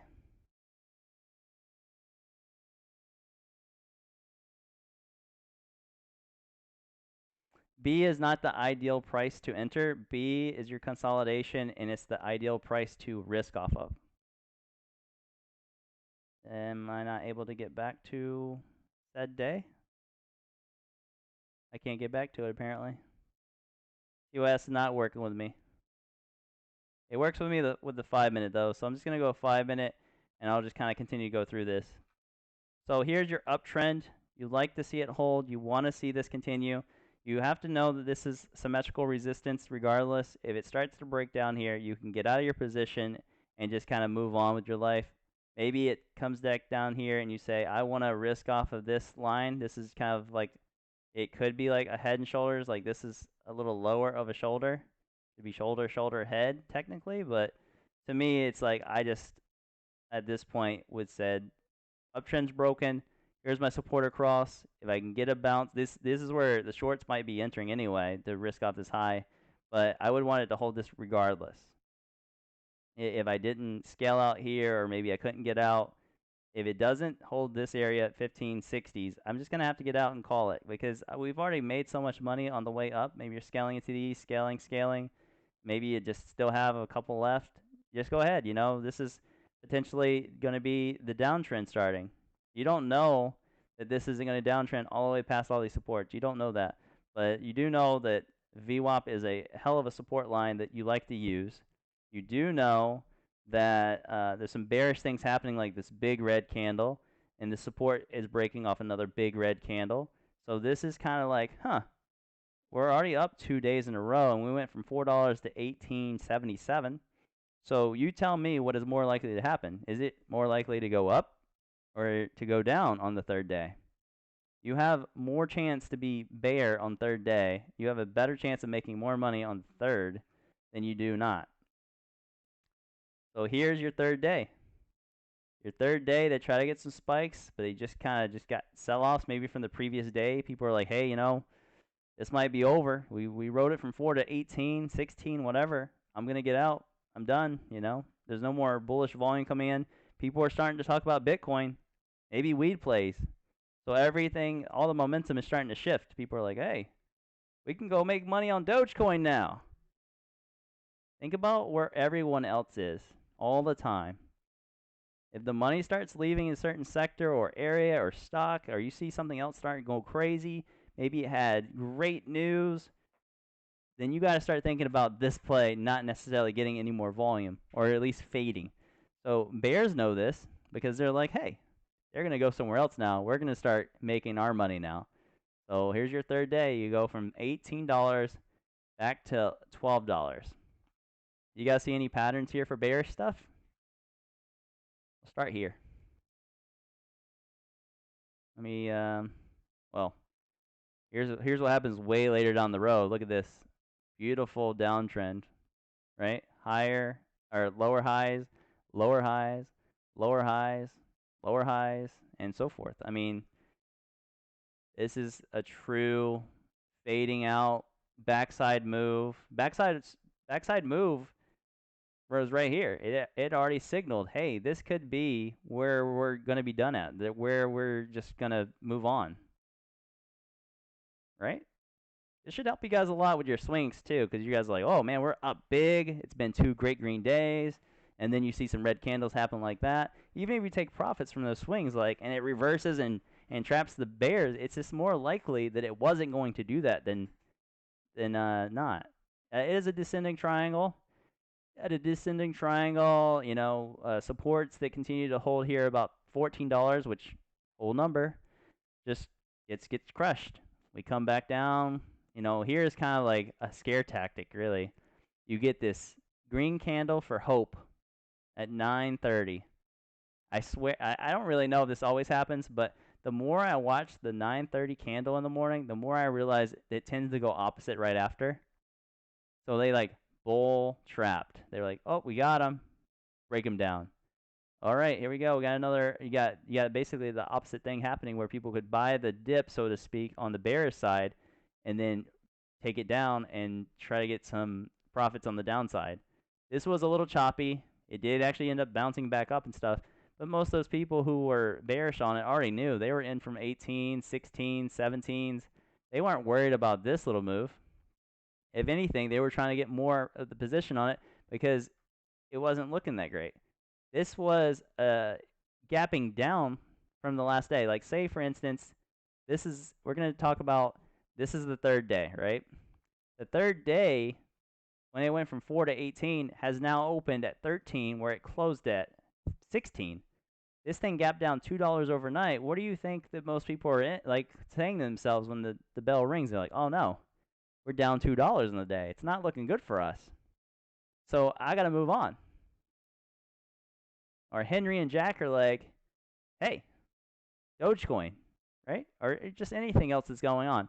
This is already going to start fading. And this consolidation day to just go sideways like this could have been good or bad for bears or bulls. But it turns out, here it goes again. It closes at 1250s. It gaps down to 1150. What do you think is going to happen that day? It's going to continue to fade. The volume is getting crushed. The people who are holding with their diamond hands are just getting diamond crushed. Must have hands like water. Okay? Just think about that. So that's a good example of OCGN. I really wanted to show you that because that's mainly one of the best stock tickers I've seen throughout the last couple weeks. I mean, it's kind of been a little dead, but most of the plays recently have been due to sector momentum, and all that's really controlled by the leader. This is setting up on the daily for potentially like that wedge break. It is a descending triangle, but I'm looking for a reversal of $11. Maybe we get another pop. If you're on the swing, you can look for this. This is the daily chart. Shout outs to 89 subs on the day, by the way. We are literally 11 away from another 100 subs. You guys, I don't even know what to say to you. I really don't. So thank you. Let's go to NXTD. NXTD. Right. So NXTD had this. Actually, I'm gonna ask you guys again. What do you see? What do you guys see here? We got to teach you guys. I can't give you all the answers. I want to. I want to. Oh my gosh, really? I didn't ask for 100. I'm just saying we're almost at, like, come on. Thank you, thank you. I don't even know what we're gonna do with all this. Like, I hope everyone's enjoying it. I really do. I hope you guys would get in the free emotes who are in the room. I don't know how you can't be a sub if you're in this room because there's been so many gifted today. See a channel, you see a pennant. Let me see something here. Let me see if we got a full channel or not. So, we got 210 resistance. Oh no, I gotta turn that off actually. Thought I turned it off. You see you got some support down here at about 110. So you do have almost a channel. It's not like a perfect channel by any means, but you do have some support that's holding on. You do have resistance that continues here. The thing about this one that makes it a little bit different is that it really just is following the leader of Bitcoin. If Bitcoin goes up, people like to play this, and that's the only reason that volume really likes to play or come in, and unless there's news, but most likely it's just, it's just kind of everywhere and playing off of something else. Volume sporadically comes in depending on what's going on with Bitcoin. So I can't really say that I would 100% say there's a beautiful channel there or anything. But here, you can just really draw some resistance lines across. 210s has been resistance at double top, right? You got a double top from earlier at 210. Bang, bang. It died out. It didn't really get this push. Maybe it was going for like a ascending triangle area, but it just kind of faded off. That pattern broke, so it reset. Came back down here, got some more momentum. Bitcoin broke 30 to 40K. Bitcoin goes to 50 to 60K. So forth and so on. It gets more volume. More people are coming over here to try to like swing it or just try to play it in general for day trades. We'll go over the intraday. Is this the one that had a double top? I played it a couple days ago on my swing. I think it had a double top. Almost. Okay, so not a perfect double top, but I don't know if you guys were in with me. I called out that we were swinging at like 194 and 204. I think were our ads on the swings. We looked at, just in general, we're looking to play off the Bitcoin hype and it potentially going. We got a huge move from $2 to like 360, 370s here. And a lot of people were like, hey, when do I sell? And we were like, hey, you could scale here, this big thing. This is almost this is a bull flag right here. You guys see that bull flag? Big flagpole. Got two red candles. One's a little lower here, and then it just smacks back up. You see that bull flag?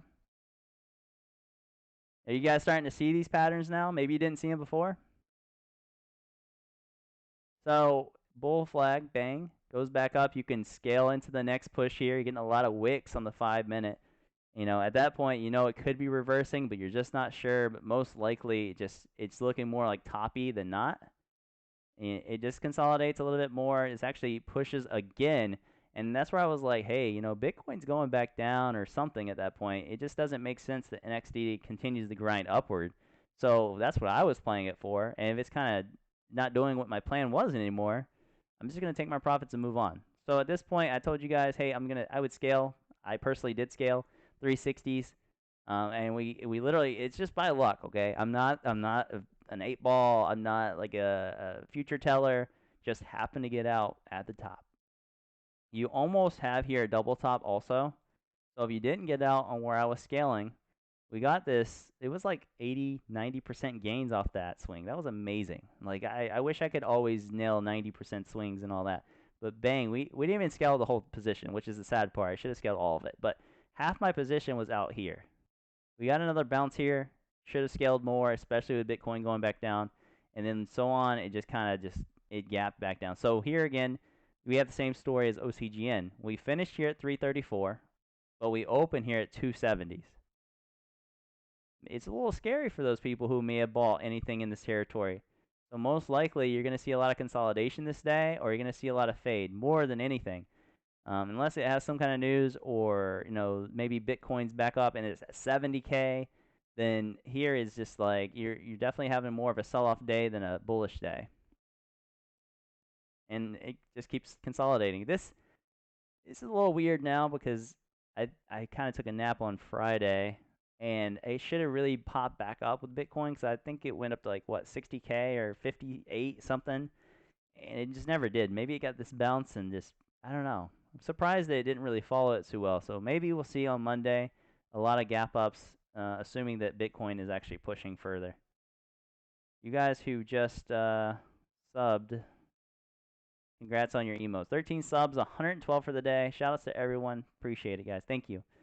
You guys who are tier 3 subs, you get this little blast off Rocket Bob character for now.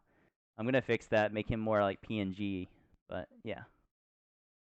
Sorry you're late, RCB. No internet here due to the Texas storm. Have power and water now. Well, congrats. That's more important to actually be within with the internet, power and water than it is to be in the stream. Food, water, shelter is a primary, guys. That's more important than learning the trade.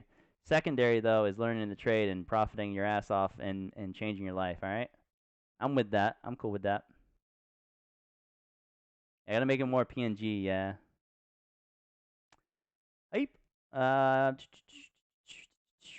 What other things would you guys like to discuss? I just wanted to make this a very approachable class for anyone new and experienced. Very basic. You guys can start seeing patterns now that you've been kind of like unveiled to it. If you guys have any questions, I'll go over it. I'm going to go over Finviz also, so don't think it's over. But I just want to see where you guys are going and what you guys want to know and kind of open up the floor a little bit. Or do you guys want to go to Finviz first? A lot of people have asked me a lot about Finviz. Super easy, super simple. It's a 5-minute thing, but it will help you guys bank a lot of money. I can pull up Watt from Friday. And I described level 2. Level 2 is a game you're going to have to learn on your own. What am I looking for here? Resistance. Maybe like here's a little flagpole here with a bull flag with a push here. You see that bull flag? You guys see anything else? Feel free to kind of shout it out, kind of going over this so I can look at the 5-minute. That's what I'm seeing. I like 5-minute for longer term stock, like it's been going for like all day. So like you can see a lot more. It's a lot cleaner. A cup and handle. It'd be cup and handle there. I can see that, yeah. It's on the 1-minute. It's definitely more cup and handle-ish. Cup and not the prettiest handle. Like I don't like handles that really go over like 10 minutes. I would have liked to have seen it like come down here and then pop. So it just took a little longer than what I wanted.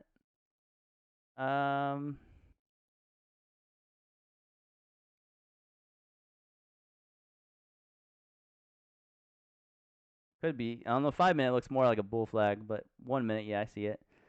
What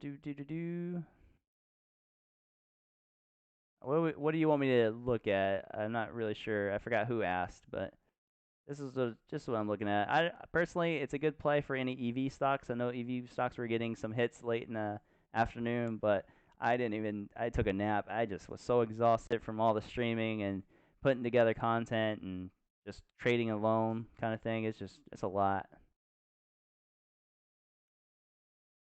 Level 2. SNDL, gap down. Let the man speak. Appreciate the work. Thank you, Z. Z, do you think this stream today has helped you so far? As a 1.5-month trader who has great technical analysis already? 15-year-olds don't get tired. I'm rewatching this 3 times at least. Alright, cool. No lie. Everyone should. Alright, cool. Actually, number one thing I'm getting hung up on is the confusion of a stop loss, etc. If you have a stop loss set, will it remain in effect until canceled so you can scale out above it without it being canceled? I don't think you can put in a stop loss and sell the stock. I think you have to pull it, but I'm not sure because I don't use them. I mentally have stop losses. An ABCD failed? Not really. I don't really see the ABCD at all. Alright, so let me do this real quick. Let me skip over. We'll go over Finviz, and then I will go over how to know it's a dip or not a dip, even though we've kind of went over that. Look at the bull flag link. Hold on 1 second. Bull flag link. Did you just tweet it to me or something?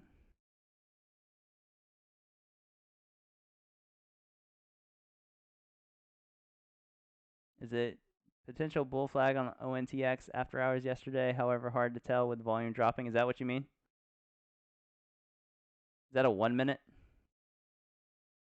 Me, I see it. For me, it's like, it's tough. Bull flags just aren't my thing. I don't like to play them, but because if they break that support going sideways, that consolidation, and there's no volume there, it's hard to know that they're just going to reverse it and just pop it back up. So I like to play like ascending triangles, ABCDs, things that are like at ground level when you can get in, so you can maximize your profit and minimize your risk.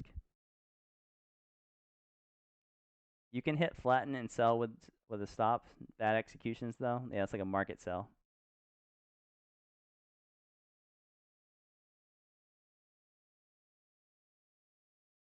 All right, so yeah, I mean, I'll skip over this real quick. We'll go to Finviz. You guys ready for a Finviz lesson?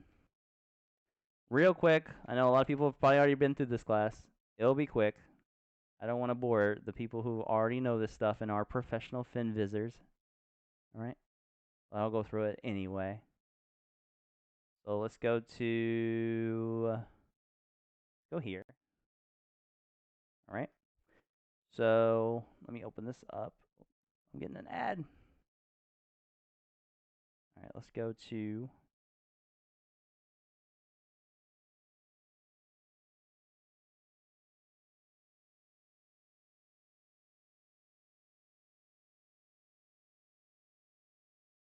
all right, you guys can see the whole thing now, right? This is finviz.com, #1 place to look for sympathy plays, and I'm sure other things also. If you guys come in like, maybe you guys don't have like trade ideas and stuff like that, and you want to find out what the top gainers are for the day, you can always use this. You have the top gainers over here. You can put them over on your watch list. Maybe you just want to double check midday and say, okay, well, this has a lot of volume. I like that one, and so forth. You can put them on your list. This is a good site for that. If you guys don't know about this, you can look at maps, kind of the market map. This is from Friday. You can tell like the overall market is red or green. You're like, oh, you know what? Everything looks to be kind of red except for there's a lot of pop-ups here apparently. Semiconductors seem to be doing very well. This is a green sector, right? So what do you think the money is out of this whole thing? Out of everything here, it looks like the money's in semiconductors. So maybe you're a penny stock trader and you're trying to make some money off this hype. WWR and miners, technologically, EV plays, anything semiconductor, you can go play it. So that's just extra notes for people who didn't know this information, but let me show you guys real quick, easy to do. We want to find sympathy plays. So someone give me a sector.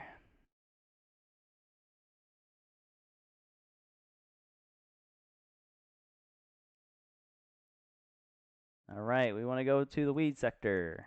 TLRY. So drug and manufacturers and specialty and generics. So I'm just going to assume this works for weed plays. I just personally know them. So I haven't really used this. But so what do we know about TLRY? We know it's a weed play, drug manufacturer. We know it's in what country? It's in Canada. So we're going to click here on this. This will be our industry.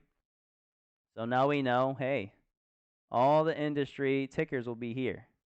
If we want to get all Canadian ones, we can actually go up here to country, and we can put in Canada, right? So now we only see there's 13 actual tickers in Canada that are doing like weed or just in general drug manufacturers. Okay, so ACB we know is a big one. We've seen it a lot. CGC, Chrome, Hexo, NEPT, SNDL, TRY, anything like that. TRY starts going and it's going crazy. It literally just went crazy from like what, $17 all the way up to 70, almost 4 times your money, guys. Not to say you would have held it perfectly, but when TLRY goes, do you think other people are going to go jumping on American weed if Canada weed is going? I mean, they could. You're not wrong to say yes. But in this regard, maybe people are saying, well, I want everything Canada, and I want everything, like all the tickers here. Maybe it's specific to these 12 to 13 tickers. Take my money. Hey, I'm here to teach you guys for free. You guys do not have to sub. You don't have to donate. None of that stuff. I don't have an ad blocker. I don't know.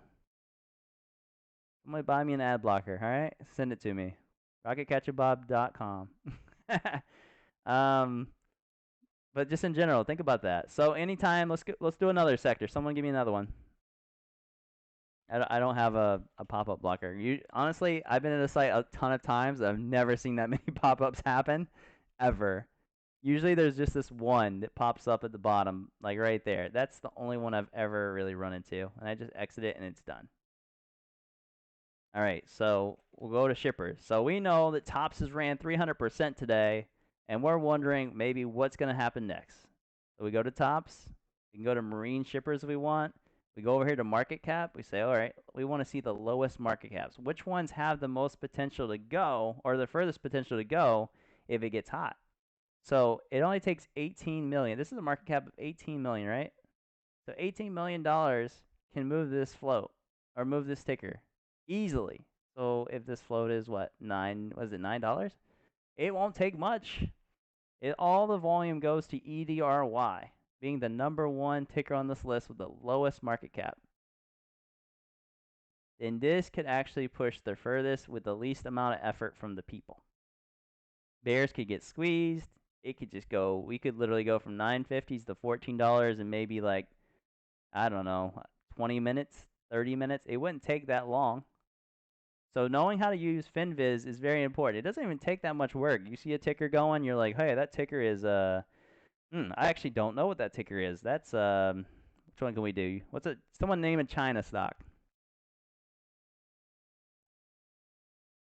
Let's just wait for you guys. China stock. Waifu. That's a good one. I like it. Waifu's going. And we know it's in China.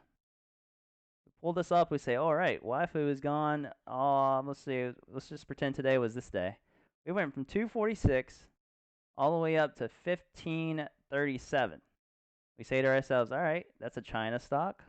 It's in the industry of education and training. So I'm going to click education and training.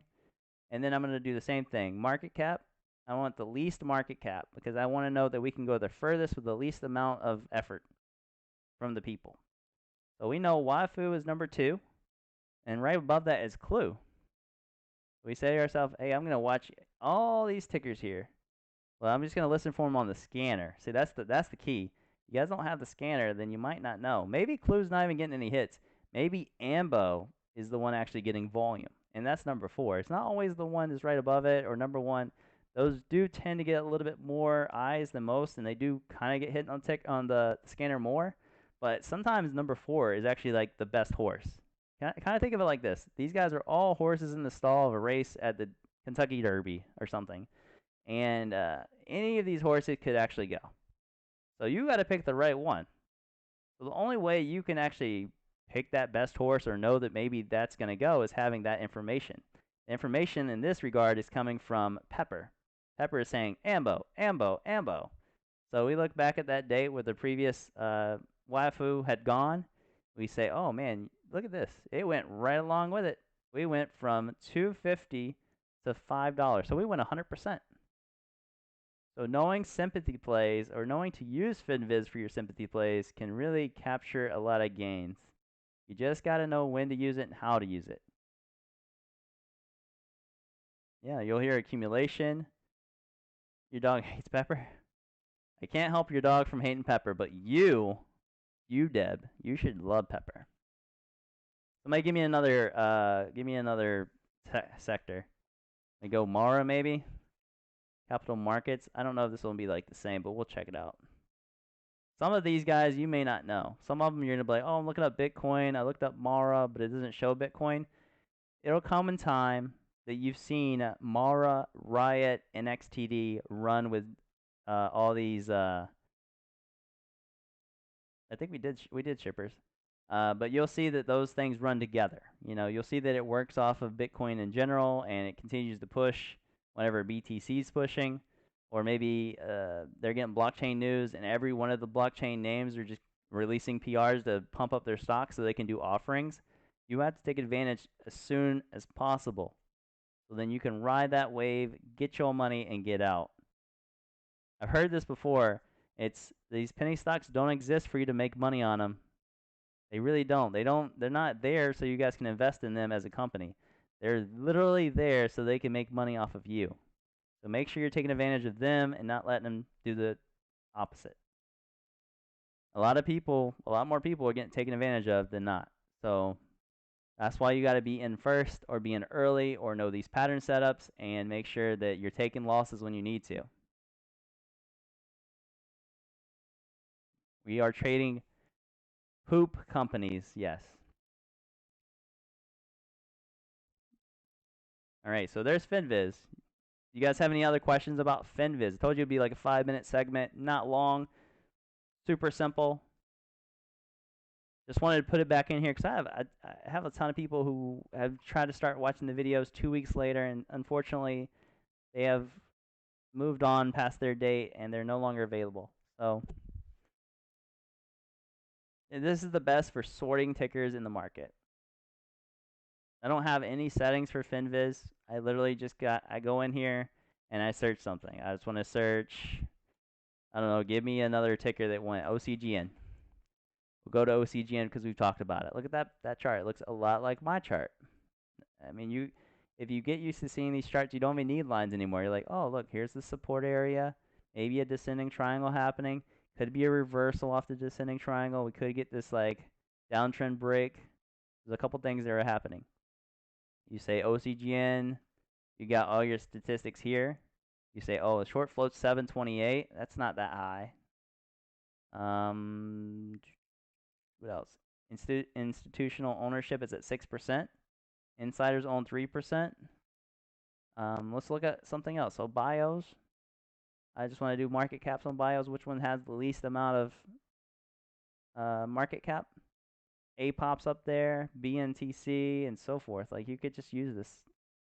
You can use any of these to screen stuff. Okay, this is a sector. I want to do energy sector. What things are in energy that we like?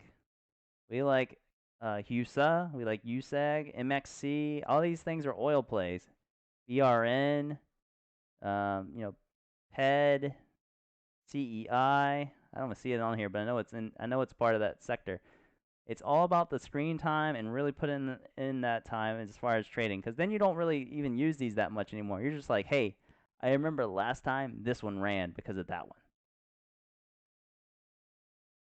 GBR, yep.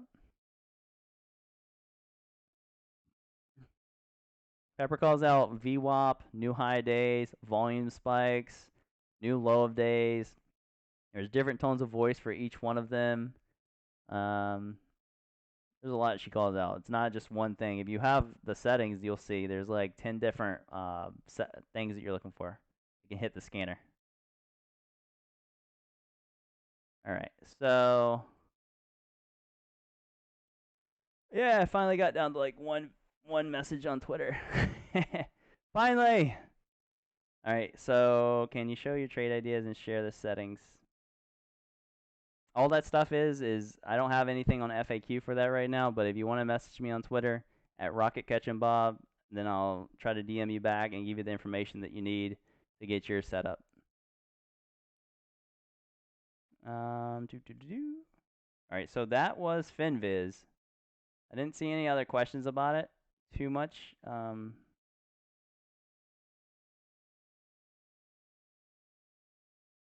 back to this. Thanks for the Finviz tips. Yes, Finviz is a very helpful tool. You can use it for your top gainers. You can use it for the map to see what the whole market is, to see what sector and the higher price stocks are actually it's green. And then what you usually see is that the penny market kind of wants to follow the higher market. So if it's semiconductors, then what are we looking at? We're looking at WWR and just EV plays and minor plays, probably a little bit there. But that's what was going on Friday. Looks like it gives you all the hints you need. What is too high of a float? To me, You don't want it to be over like 20 million float normally. But in this market where we've seen so much volume come in, you could play anything that has like 50 mil float, really. Just depends on what's like the volume of the market. But normally 20 mil and under is a gimme. It's going on my list every single day, just waiting for the pattern setup to happen. And then I'm playing off of that.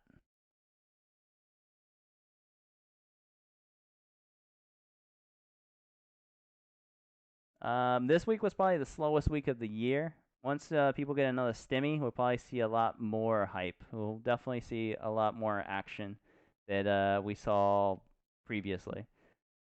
Though I think that I think it was a slow week because of a lot of things going on in the market, like the hearing with AMC/GME going on. That slowed down the SPY a lot.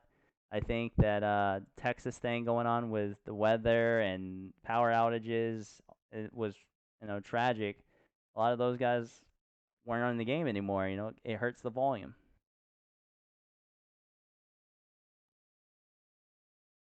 Yeah. So we got about an hour here left. So what else do you guys want to cover? I'm here for you guys. I want to cover all I can. I gave you guys what I thought that may be the most important right now. I can't teach you everything in a day, but I am trying to give you those little pieces to start putting your puzzle together. Level 2 I can't really cover because it really comes down to you guys just putting in the time for it. Am I bullish or bearish for this week? I mean, honestly, I'm going to play what's there. I can be either. I don't care either way.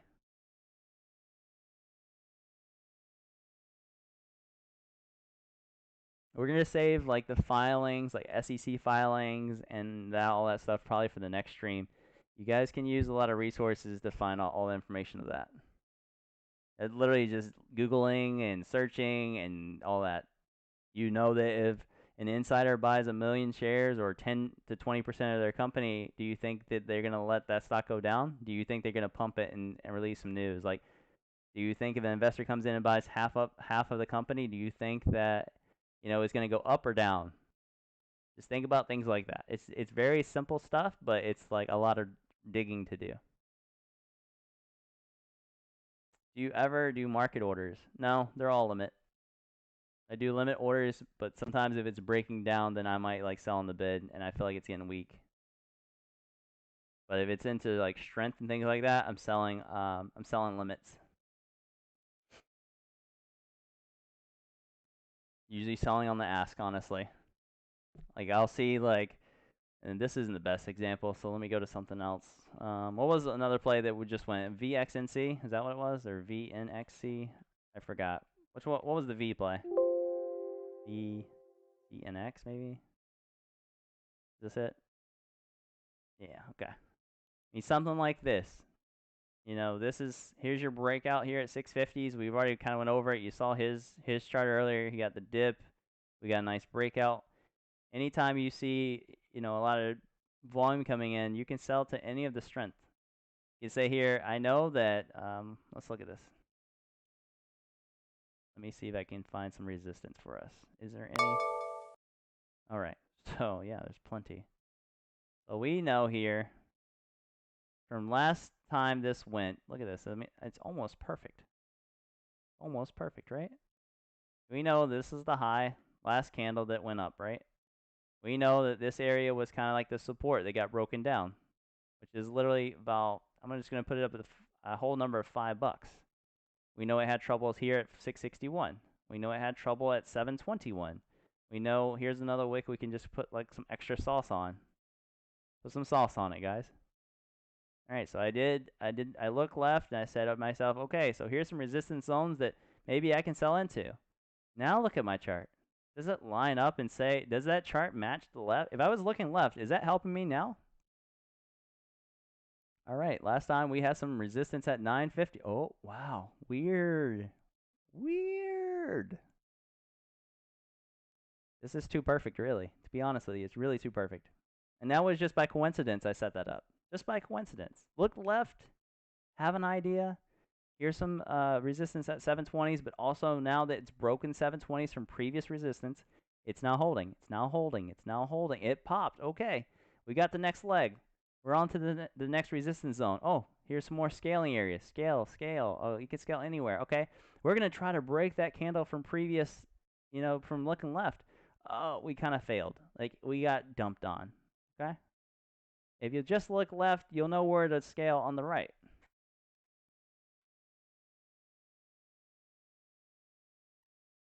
When looking left to establish intraday trends, what time frame do you usually use to look historically?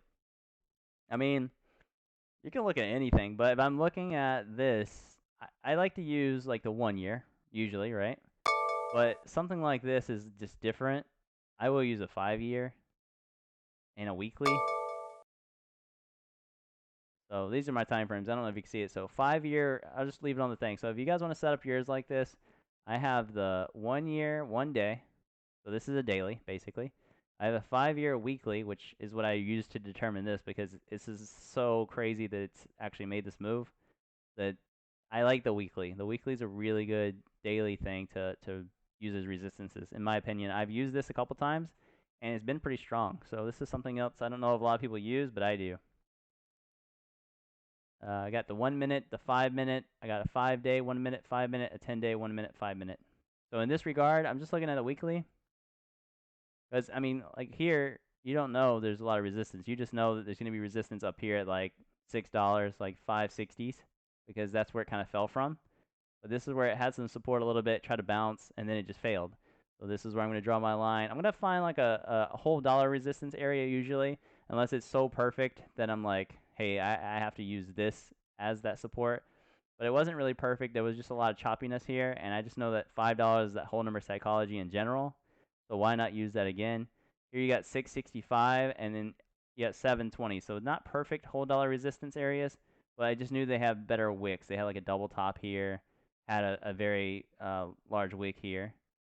So that's just kind of how I did it.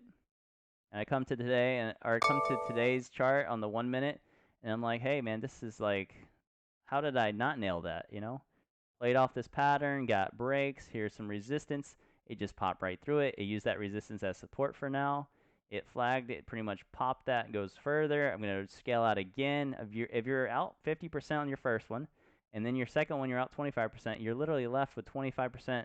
Maybe you see here, here's your like channel-ish area, or more likely a bear flag, as it comes down, consolidates, and then it just drops further.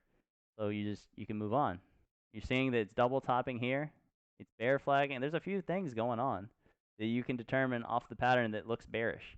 This big red candle, this consolidation that can't get this bounce back up, this support starting to get tested more and more, the double top wicks.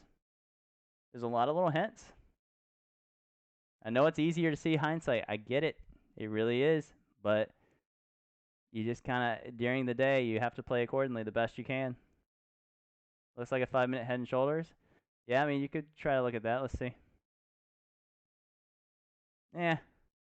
5 minutes a little harder to get those head and shoulders, but 1 minute definitely could really, you could start looking at, you could probably go outside and look at clouds and start seeing head and shoulders by the time the stream ends. But yeah, I can kind of see it. It had its almost shoulder here, headish, right shoulder. It could have just broke that in 850s again, and then that whole head and shoulders is just out. You can't even think about that anymore at that point. But I can kind of see it. I get a lot of questions about level 2, guys. There's no easy answers for it. You just got to put in the time, watch level 2. At each of these points, every time it's hitting a support resistance line, watch the level 2. Pay attention to it. See what it does. Are there more bidders than sellers? Are there more sellers than bidders? Is there a big bidder that disappears and gets spoofed? Is there, a big sell-off, like for 1 million shares, but the bid doesn't move?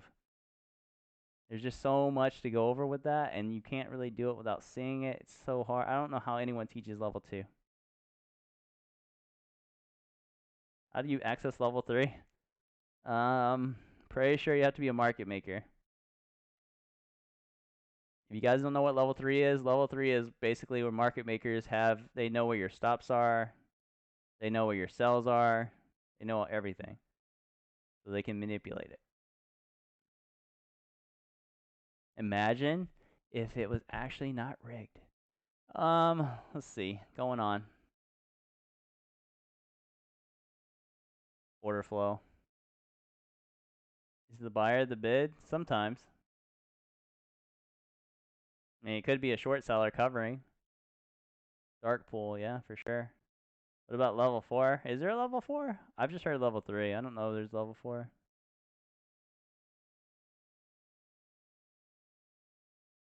Level 99, that's when you become a real boss. You join Atlas, you make $1 million, and you have a good life, and then you teach on stream for free, and then you, I'm not going to go further. I actually thought of some bad things to say. I'm not going to say that. Level 4, you are the market. Right, right. You are the level. You are the market. How much cash is in my position every day? Millions. Let's see. Level 4, you took the red pill, real pill? The red pill. Oh my goodness. All right, so any other questions? I pretty much taught what I wanted to teach today. I thought it would take like 4 hours to do it. Now I'm just taking Q&A, so feel free. This is the time to ask those questions and become a better trader.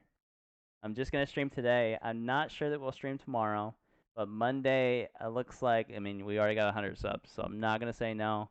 We'll be streaming all day, starting at 8 in the morning probably, and Tuesday also. We put in our application to become Twitch partner on Wednesday. The SMA and EMA settings that I use are 13, 20, 50, and 200. But it's all SMA. I don't use EMA. Don't ask me why. I don't know. That's what I just used it, and that's what sticks. My favorite color. Don't know. Probably green. How do you work out price target? We just went over that. Did you just pass out and you come back to life? What happened? What?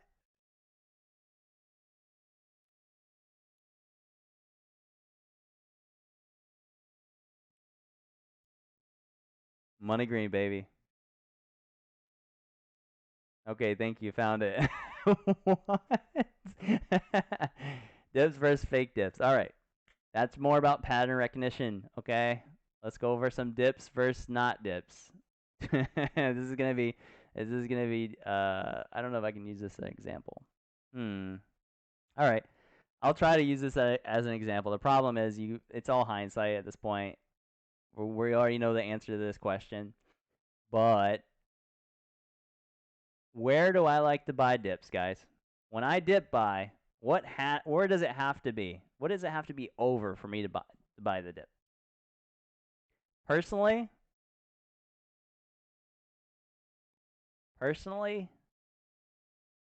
every time I buy a dip, for the most part, especially on stream, is going to be above the VWAP. What does the VWAP indicate to me? Does anyone know that? What is it saying when it's above VWAP? What do you guys think? More bullish than bearish, right? Because the people who are in at the average price of that VWAP are literally like, okay, I'm comfortable. If you look at it from here, the VWAP was down to 543. When this stock jumps up to 799, do you think that person's worried about panicking? Do you think they're like, oh no, it's 799. What am I gonna do? They're not. They're not worried about it. They're just waiting for the next move, or maybe they're scaling out. They're not crying. They're not panicking. They're not running around their damn house and in circles. That's for people who watch The Spy. They do that. I'm roasting some people today. No, for real though. I mean, really, I like anything above the VWAP. If it's giving some dips, like anytime. What was the one we looked at earlier that I was showing you guys to buy the dip back? Maybe it was on the 9th. NXTD. This isn't a really good example. So there's a lot more going on than just buying the dip of the day. So number one thing is NXTD was.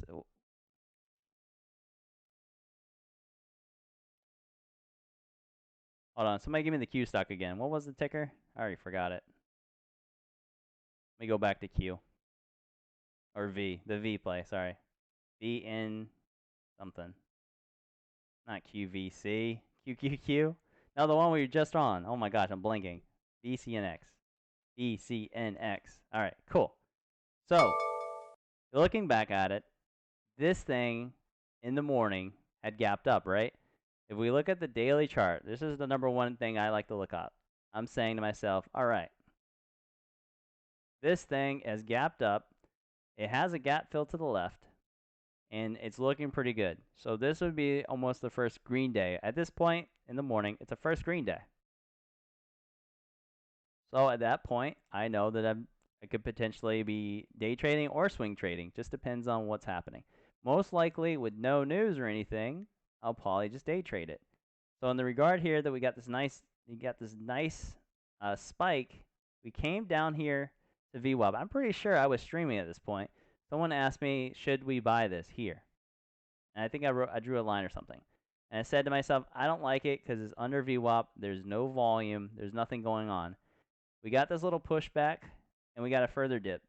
At this point, it was a higher low. I said to myself, if you guys are interested, I had said it to the stream. I said, if you guys are interested, you could buy this higher low and risk off the previous. But I still don't like it because it's not above VWAP. But this is a potential dip buy because you could risk off of this.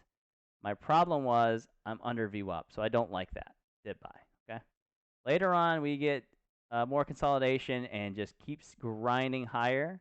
You see the volume candles are starting to increase, and you see that these things are actually getting higher highs from each hump. There's another higher high. There's another one, and then later on, it just breaks over the highs. The highs were right here. $6 to like $5.95 really is the number, right? $5.95. Okay. So if you're still not in here, which is totally fine, you see this nice spike. After I see a nice spike like this, I like to find the dip because it's basically told me that everyone under this, or everyone who's in here who may have shorted this play, is now underwater. So if there is a dip, they're going to try to get out into it. So they're going to end up buying the stock just to get out. So I will buy the dip and try to play off support of that dip, or either play support off the previous. At that point, there's more bears trying to get out than bulls trying to like really chase it in the consolidation phase. But then later on, you get the spike. Now the bears are just super in trouble. So now your dip buys turn into money-making opportunities. That's where I like to buy the dips. Later on, you see in this play that we broke this uptrend. It pretty much went from here to there. You see this all the way across? So you guys see this? I drew a line from this green candle to this middle one, and then it continued on. That was your uptrend. We wanted it to hold that. We basically at this point have said, oh, that's a big red candle. Don't like the looks of it. I'm not interested in buying a dip if it's breaking supports. If anything, I'm interested in getting out of my position. So I'm not looking for dips. Here, you could look for dips and play off supports. You could. But why do I not want to do that? In my opinion, I didn't want to do it because of this big, juicy red candle. This just really scared me. I even said it on stream. I said to myself, all these guys who are in here who bought consolidation and were looking for this 950 rip are now stuck, and now they're underwater. So now we had some bears underwater. Now we got some bulls underwater. So this consolidation phase is kind of a 50-50. So at this area where we get this breakdown, who won the war, or who won this battle? Let's say that. Who won the battle here? You obviously know it's the bears, but who really lost the battle is the people up here who chased this. So in my opinion, why are we dip buying after a red candle like this, knowing that all these guys are trapped? And the only thing is here, it could have went either way. It really could have. It could have broke this and the bears could have lost again. But just know that if you buy this dip, you need to be risking off of, like, say, 768, or you could risk off of 730s. But most likely for me, I like the whole number. So 750 was VWAP, which was perfect, right?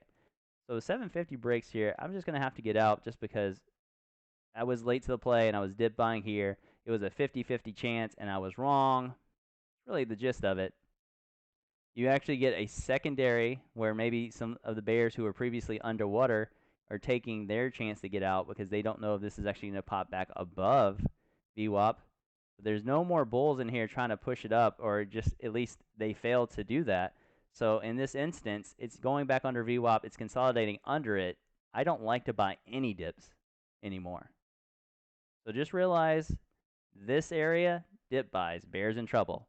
This area, bulls are in trouble. You can buy the dip, but you have to realize that both are really trapped. So it's a 50-50. Your chances of winning this battle, not that great, because whenever I flip a coin, I can flip it 100 times, but only twice out of 100 times can I get it right. So I'm not a good 50-50er. I'm looking for 60-40s. I'm looking for 70-30s. Just my analysis from this. Does that give you guys a deeper understanding of what I'm looking at? That's more of like an intermediate to an advanced thought process, I would say. I didn't know if I could take it to that level with you guys yet. I don't want to put too much on your plate. I really don't. I want you guys to learn one thing at a time, but this is what I'm seeing. Can we go over another one? Give me another chart. Give me another ticker and I'll go over it. Something that spiked or something that you would have said is above VWAP and it looks good.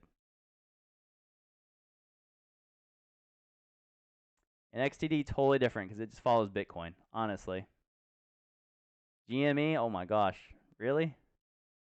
That would be terrible. I mean, that one in itself has its own explanation. No reason to go for it. ONTX, more of a swing play. I'm looking for more of a day trade. Give me more of a day trade play that went on Friday. I don't think anything went besides NXTD and ONTX. I mean, VCNX. What's a little weird because it's actually above the price market. I mean, I could try to do this for you.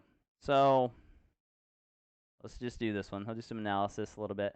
So in the morning, did you get news? I'm not even sure here. Let's just put it in perspective of this is pre-market 4 to 8 or 4 to 7 a.m. Okay, there's no one around besides Webullers and maybe market makers / institutions or whoever can buy in this area. You got like a downtrend going, but you pretty much you're holding. Here's the last like pop, right? So this is your resistance that became support. So if you are dip buying here, it's still below VWAP. I don't like it because there's no volume here. So I'm just ignoring it at this point. You get this push later, you get this spike. Okay? You get a red candle. That's a bull flag right here. Probably pretty much kind of like a very, very tiny one. You got the red candle, and then you got another spike. So like a mini bull flag, I guess. Really hard to see that one, but that's what I would say there. Later on down the road, I have to look at the daily real quick. Hold on. Let me look at this. Okay. Yet again, same kind of pattern, I guess. Big green spike day.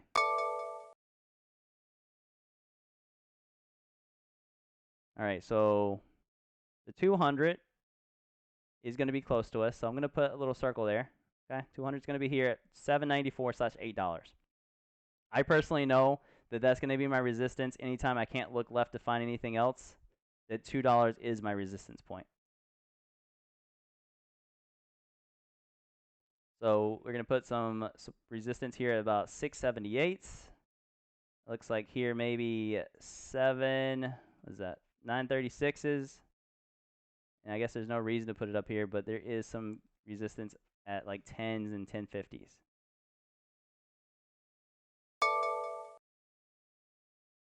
So later on, it actually gets a spike at 7 o'clock. So E-traders, TD Amer traders, all those people come in.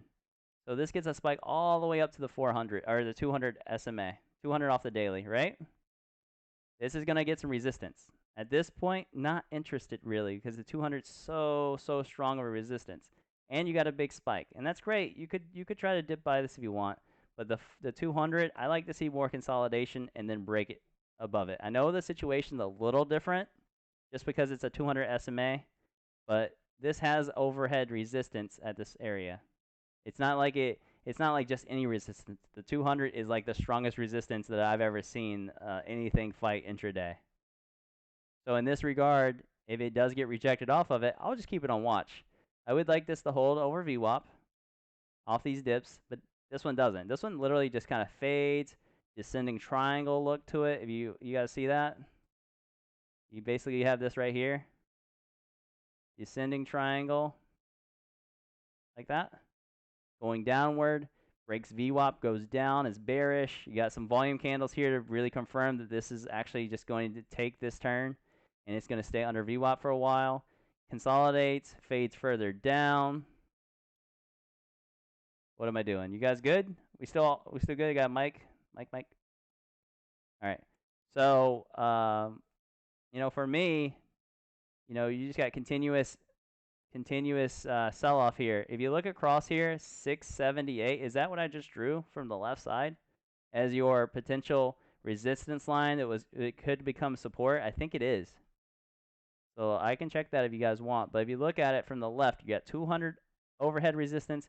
There's a trend line to the left here that is also acting as a resistance. It did break above it, but it did not hold it as support. So now, what is it going to do? What is it going to do when it gets below it again? So now you got two resistances. You have a VWAP support / resistance, right? Because it's below it, now it's more resistance. You got the left side coming across and saying, hey, I'm going to be also resistance. And then it's actually downtrending, downtrending, downtrending. At this point, you know, of no interest, you just, I'm not even going to dip by it because we're below VWAP. So I'm not worried about it. We get an open at 9:30. It sells off. It continues to fade. Later in the afternoon, looks like it gets a spike. I literally was taking a nap at this point, so I don't know what made this happen. But again, if you don't see it, I mean, I'm pretty sure it's obvious here. 200 resistance is still resistance. Is it not? 1, 2, 3, 4 times it's hit this thing, and it literally can't push it. So that is my opinion on this guy. I mean, I couldn't have said any dip buys. You could come over here, you could dip buy. Maybe this is getting a trend change and reversal. It's back above VWAP later. But I'm just trying to show you guys, I wasn't awake here, so I don't want to try to, like, say what why it went, or, I have to know those things to really formulate the best opinion of what I think is happening. But the 200 SMA on the daily is huge resistance. It's 200 on the, where is it? Right here. Or on my weekly, sorry. It's on my weekly chart. So I use the 200 off the weekly here, and it's just huge resistance that I've seen. So anytime you see that guy, I always circle it. I use it as a resistance point. Even if there's nothing to the left, I use it. So just take note of that. So 7, where was that other line? 768. I guess maybe I drew this later. This is 680, actually. I'm trying to find out where I drew 680 from. Okay, 680 came from this right here. You see this double top on to the left? If you're looking at the weekly, this is 680 resistance line. So that's where that came from. But yeah, I missed this move. I'm not going to say anything about this. You could say, like, I mean, I guess I could go further into it. I don't know what the news was, why I got volume all of a sudden. But later on, you are back above VWAP. It comes back to that first resistance line. Imagine that. Literally hits it perfectly almost, right? Comes back down. You could dip by because you're back above here. And you're saying to yourself, I'm thinking that we can push this resistance line. Here's my trend line. I'm going to play off of this. I mean, this is what I'd be looking at. But personally, with me taking a nap, I just honestly missed this whole move. Whatever the news was, obviously propelled a lot of volume. Later on, you get this wedge break, and we push forward. Again, you run back into this same resistance of the 200s. You can scale out, or you could try to, if you're up here trying to play that, it's just a lot harder because it's a lot tougher to push that. But if it was to finish over it and the candle like actually closed above it, it could be very, very bullish for the next day. But this thing got rejected.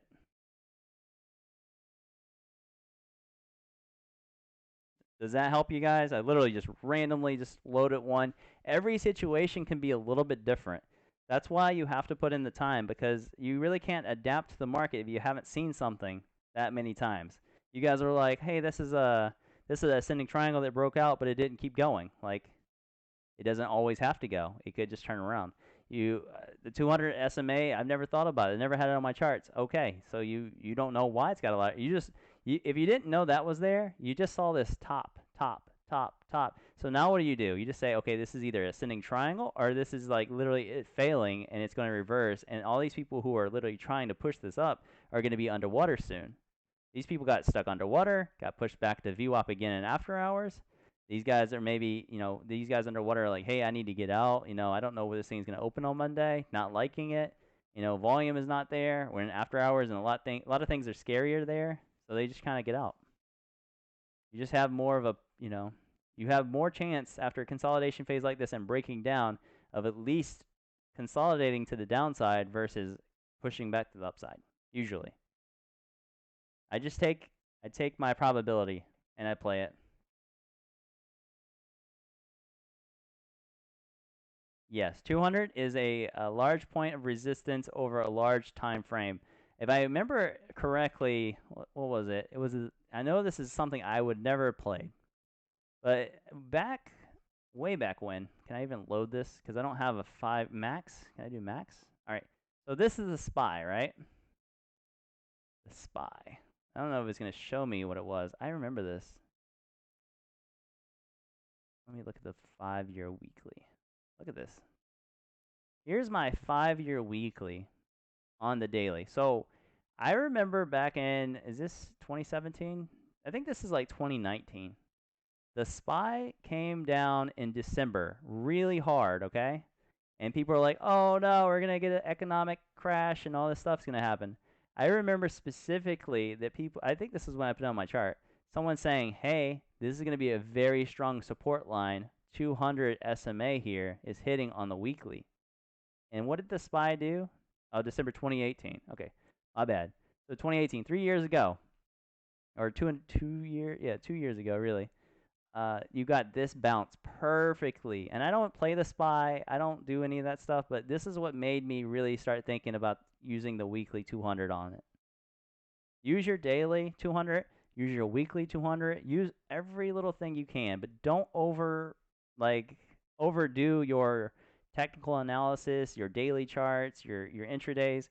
Like I know a lot of people who use like Ichimoku clouds and they use RSI, MACD, and all that. I'm not saying there's anything against it. I personally have never used them. I did, well, not never, but I used them for a little while, but they just really crowded my system, and I didn't really think, they didn't really help me a lot. A lot of them are kind of like SMAs a little bit, where they're laggy. Like you don't really see what it was going to do until after it happens. Kind of like this move right here with this red came under the yellow, kind of right here. You don't see that until like way back here. So you have to be able to predict it up in this area. So I don't use a lot of those. No offense to anyone who uses it. It's just keep it simple. It's really the gist of it. If you want to use them, perfect them, master them, I'm sure it's a thing. I'm sure they can work. I just never did. So no, I'm not, dissing on it or anything. Just be aware to keep it really clean and straightforward. It's just better that way. EMAs are less laggy. Well, it might be right. I don't know. I don't really use my SMAs except for like dailies, and I'll use them to kind of see the trend. For me, I personally think it's more for two things. Let's go to VCNX. I use my SMAs on the most occasions. I use them for two things. One of them is so when I look at the chart and I'm like, bam, it takes me literally 2 seconds. And I'm like, all right, so this is broken to the upside. This is bullish. This is above VWAP. Done. Okay. Second thing is if things go on a crazy uptrend, then you can use the 9, which I don't have here, which I think most people do, or you can use the 13 to kind of like play off the uptrend. That way you don't like scale out too early or sell. I've seen people use it in that way. You got anyone in here use like 9 EMA or whatever? So whenever it's like TLRY, let me go back to that. I don't know if I can use it on the 1 minute. It might not be this prettiest thing.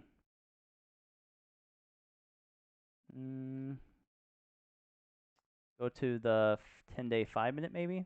Maybe it'll show me all of it. Okay, so this isn't going to show me the best, I guess, but sometimes it's like this. You'll have this uptrend from 1250 all the way up here to 77. And what they say is, like, if the red never breaks the yellow, or maybe your 13 never breaks the 20 kind of thing. Maybe it's 9 and 13. I don't know what it is. But you can use that for your uptrend where you just don't sell. Like you're just on this uptrend right here, and you're just going to hold it and hold it and hold it. But then when it starts breaking it, that's where they sell it. They say that that's a sell indicator. That's just another way of looking at it. I don't use it like that, but those would be like the two ways. It's really just a quick visual, like, bam, okay, we're above VWAP, it's bullish, we're getting a nice big push. I don't want to chase it because we have a lot of room to fall, so it's more like that. And then secondly, it'd be if this thing's on a massive run and it's just kind of going crazy and just continues to non-stop, then maybe I'm like, okay, maybe I'll take a short, but I'm going to wait until it's getting close to breaking this trend line, this upward trend line. And then when it does, I mean, this is a descending triangle right here, right? Descending triangle hits, boom, breaks below. Maybe you got in 1 million shares here. $71 goes down to 65, almost 10%. You make 100K. Bang. That fast. Bang, right? So we just got to think about little stuff like that. More for confirmation and validation. I mean, that's true. I couldn't think of the word, so thank you. Definitely more for that than anything. I don't trade with them that much. I only use the 13, 20, 50, and 200. I am thinking about putting the 9 back on there, but I mean, the way I trade is very momentum based, so I don't really care too much about it. But a lot of people use the 9 EMA versus the 5. I've never heard anyone using the 5. It's always been the 9, 13, 20, 50, 100 for some people, 200. That's what I've heard the most. Can you show your chart time windows again? What do you mean? I don't know what that means. This right here? Super 5 is super conservative? Okay. I mean, if I use them a lot more actively, then I would think about it, but right now it's just no point.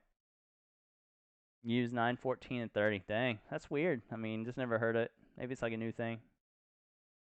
Can I explain CBAT? CBAT. Yeah, I mean, the 9's really good for that. What do you want me to explain on CBAT? CBAT's like kind of another, you know, you're below VWAP. There's no play here. You got a spike above this consolidation area of like $8.96 to $9 area. Comes up to 942. I said this on Friday. If it can stay above 9, you want to know why I said 9? Go back here. This is setting up on the daily. Potential like ascending triangle kind of thing going on here. A bigger pennant, to be honest with you. So you got higher lows, higher lows, higher lows, and then you got lower highs, but you got a little bit here. It's kind of a little off, but lower highs, lower highs. So this is setting up for a potential like swing if you can break bullish, right? So $9 is what I was looking at here. I said to myself, let's look at this resistance right here. 879 is one. 950 is another. So 9 is a whole number that's closest to where I was, you know, this break. So let me draw my lines across. So there's going to be one here at 9. Going to be some resistance here at like 974 if we can get there. We're going to have some resistance here at like 10s and 1050s, but mostly 1050 to 11 area. So when I looked at this, I said, hey, $9 needs to hold after it breaks. I wanted to stay above VWAP. And we did. We got the 9. We came back above it, right? We bust out 940. And it came all the way from 870 to 940. What is that? That's almost 10%, right? So what do you think people are going to do here? Most likely people will take profits, especially if when it gets to this point, it doesn't just drive up and there's no more squeeze. So people took profits. Here's a potential dip buy closer to VWAP, which is safer. Maybe you play off of like this area, like kind of like that double bottom-ish / uptrend. You could do that. Or you could take this guy here and say, I want it to hold further up the uptrend, right? Maybe you do that. You got this dip, kind of bounce around. You got almost like another wedge kind of forming a little bit here. Very small one, not as much of a time frame going on there, so you can't rely on it as much. You get another break to the high side, you consolidate to the top. It gets kind of a fake out both ways, but this is not really a fake out on the bottom because you got this area here that's holding a support. Breaks that top, gets that kill candle-ish thing, kind of like what we saw earlier that I showed you guys on the chart, where it might be changing the trend. So at this point, you're just a little worried. $9 wants to hold. You got all the way to $9.59. You knew there was overhead resistance at $9.75, and then you got in the same spot where it's like all these bulls up here who bought this area in consolidation just got trapped. So now we're back to this again. Okay, there's more bulls ahead of us that are trapped than bears, because there wasn't like a big squeeze or anything. There was just some bears who shorted here. Some bears who they were just assuming that they're smart bears, and they were shorting the highs on each of these candles, right? So now let's just say the bears are in from, I'm going to say this area here. They're in from the tops. They're in from, let's just be more generous with it. They're in from this area. Top, top, top, bear, bear, bear, short, short, short, short, short, short. And now the bulls are in from up here from consolidation. We get this breakout, and then they rip it down. Now, who's more likely to win the next fight? You know, it's the same idea. All right, so the bulls are stuck here, big candle to the downside. All the bears are pretty much in here from 930s and higher, and now the top of the candles are 930s. Right? When this thing happened, the volume was already so low, the market was slow. You know, the bears are kind of in control. You still have an uptrend here. So if you look all the way across here, this is why I drew this uptrend. Right? It actually hits the bottom of this wick here, almost. And that's still your support line. But if it starts breaking below that guy, then it's really going to start being bearish. These bulls right here are stuck. We get some consolidation. We start testing VWAP. Don't like that it's going to go below VWAP, right? Don't even want to be in it if it's below VWAP, really. On this, after consolidation phase, this thing falls back down, consolidates some more, it gets worse, and so forth. Does that help you? Over exaggeration of what was going on, but really it was just so it needed to hold 9. It couldn't hold 9. Here's your $9 neckline, really, all the way across. $9 neckline perfectly, and breaks through it.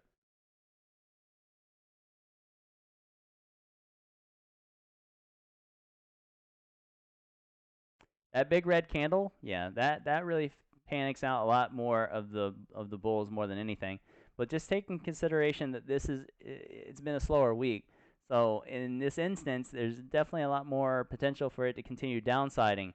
If this was a hot week where there was a lot of newcomers coming in the market and they just got a stimmy check, then you might have to be a little bit more patient with this, because even this pattern, this candle, can change. And they could have took it back up, because they, newcomers who have only been trading for 2 days, could say, hey, this is a dip buy. And maybe the masses of them also think it's a dip buy. And this could go quite the opposite way. If anything I've taught you guys is to know that nothing is 100%. It doesn't matter what you see up there. You have to just make sense of it and have a probability standpoint to it. And then once it starts breaking one way or another, that's more of a confirmation. Yeah, it looks like VCNX. Same idea. It's the same concept. Same day. You know, people are looking for that play. And then if you look at it even deeper, you might say NXTD was going at this point, right? So people were kind of leaving CBAT and saying, oh, NXTD, Bitcoin's going. Maybe it's going to go to 50% today. Maybe it's going to take over the control of all the people who are actually playing today. And that leads to maybe this big red candle. Maybe someone just dumped on it and said, I'm going to go play that instead. And then all these bulls are just trapped because of that guy who just dumped on them. How do you calculate risk ratio? Just think about 3-to-1 risk ratio, and you'll be fine. Play these patterns, watch them set up, and say, okay, well, I'm going to play for a 3-to-1. So if you were going to be super aggressive, and you're buying, well, not super aggressive, I'll just assume that you guys are dip buying instead of buying the breakouts. We're buying the dips here at $9, right? If your risk here is off of maybe $9 in general. Maybe you just want to play super tight because it's slow. You got 9, 10, so that's 10 cent. You have a 10-cent risk, and you want to play a 3 cent or 3 to 1, then your goal is like 930. You already get that right here. It's all up to you though. It's like, okay, if you want to play 5 to 1, you can go for 950. You want to play 10 to 1, you can play the $10. It's all up to you. It really is. There's no set format. There's no black and white answers in the stock market. It's all about adaptability every single day, every single week. There's a different thing going. You just got to be able to, like, once you've seen it 100 times, you just know how it'll be played. You just have a better idea. Without putting in the screen time, I can't give you all the answers and be like, boom, you guys are going to now be profitable. Doesn't work like that. TRCH, more of a swing. A reason to really go over it for day trades. Not enough volume. You want something with news that was a day trade.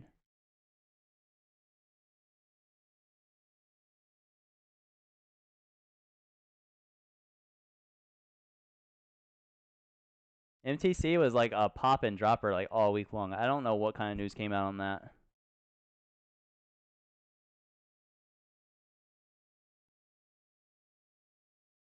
How do you establish potential price points to shoot for on these penny stocks that go historically from 99 cent? Couldn't read all of it. 90 cent to $4. Is it pure technicals or reading candles? I mean, a lot of it comes down to just the momentum in the market. Can't really teach you that either, I guess. It's yeah, I don't know how to explain these things. But like momentum could take it there. You know, things that break $1, like OCGN was something that was like $2 or $3 that went to $16 to $17, you know, or 18. Like you don't know it's gonna go to 18. It's just a lot of you know, people were like short on it and they continue to lose the battles on each pattern, and it just adds up. People are getting more aggressive because they really want to, like, maybe they're revenge trading on the short side, and then maybe they drop a PR the next morning that's super bullish and they cured COVID, and it just gets worse. It's just a matter of people getting stuck over and over again to one side. There's news that comes out. There's so many different variables that are happening. Right now, bios are hot, so now it broke $1. Everybody's there. I don't know how else to go with that. Could I speak on the conviction of when you find a trade to pull the trigger? It just comes down to what I've seen a million times. You know, it's a pattern setup. Here's a dip, risking off the previous, you know, low, or maybe VWAP or a very huge support area. And it's just, it works itself out, you know? You just get used to it. Non-P. Can you explain a good way for a non-PDT person to trade? Like how to make the 3 days a week account? Playing the top gainer. You really got to play the one with all the volume because it has the most potential for the biggest squeezes. A lot of people want to just like buy a stock and it go 30% like instantly, and they just want to sell and be done. Like it doesn't work that way. Can you use patterns and look left on the daily to work out at swing plays? I mean, it's the same concept. If you look at TLRY, I mean, I went over this a few times on stream. So I showed you guys intraday patterns, right? So now let's look at TLRY. So TLRY, when we were looking at it way back when, it didn't look like this, right? It was getting the consolidation phase. It got like higher lows. We were kind of working our way up. This is the daily. This is not an intraday pattern, or not an intraday like move, but it's starting to look like an intraday pattern, right? We get a push to the upside. We get kind of a, you know, consolidation phase again. We're looking at, okay, $28. If we break $28, then we could get another push. So yeah, you could use any of this stuff like you see intraday. The longer that it's set up a certain pattern, the more opportunity it has to actually like fulfill that pattern. So that should help you there for swing trades. And if you I don't know, if you're anything else other than that, you really got to be doing your own due diligence, Googling all these things, searching all through the filings, and finding out what investors are out there and why they think it's great and what the company's doing, where they're located, you know, are they teaming up with Amazon? Are they working right across the street from them? You know, it's just a lot of information. Swinging is a whole different game. If you're swinging, you gotta really dig. If you're looking at like for me, I like sector momentum like TLRY, which was weed. I look at the daily. I say, hey, this thing's looking like an intraday chart for me. I like this break. And then there you can say, oh, I just want to play it just like an intraday chart, and I'll swing it for like 5 days and see if we can continue to kind of bust new highs. And then you got this nice spike right here. Here you go. It's just like an intraday chart. It's because it kept all the momentum of the people. People were like, hey, weed plays. Hey, weed plays. Hey, weed plays. Okay, finally people are catching on. They're going to buy it up.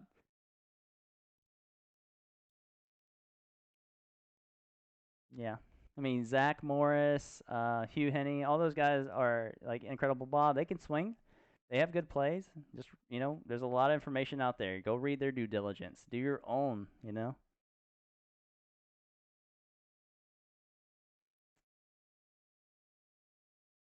Yeah, Coop's World, the only issue was like some of those videos got deleted because it was over 14 days, so they're gone at this point.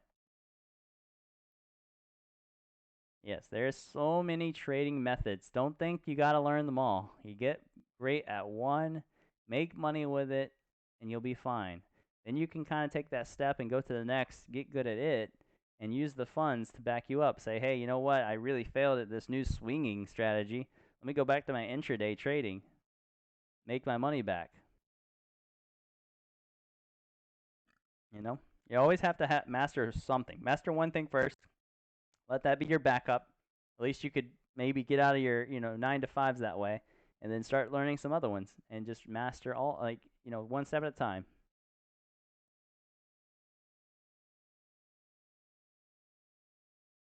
Right?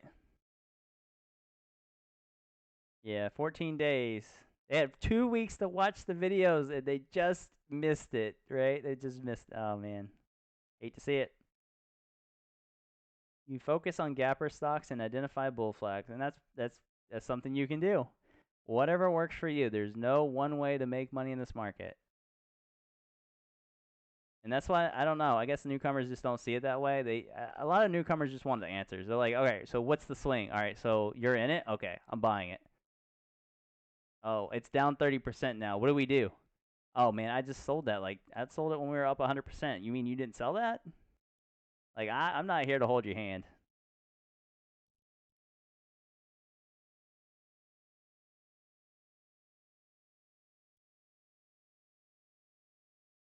Gap strategies. I don't really have any that I'm really talking about until we'll have a day where there's a big. It's not really a gap thing. Like maybe there's what's the word for it? There's halt strategies. There's daily gap filler strategies. Like I can't go over everything in one day, honestly, guys. Really, you can't put it all on your plate. You really got to focus on some of these things and just get good at them and use it in your own spare time.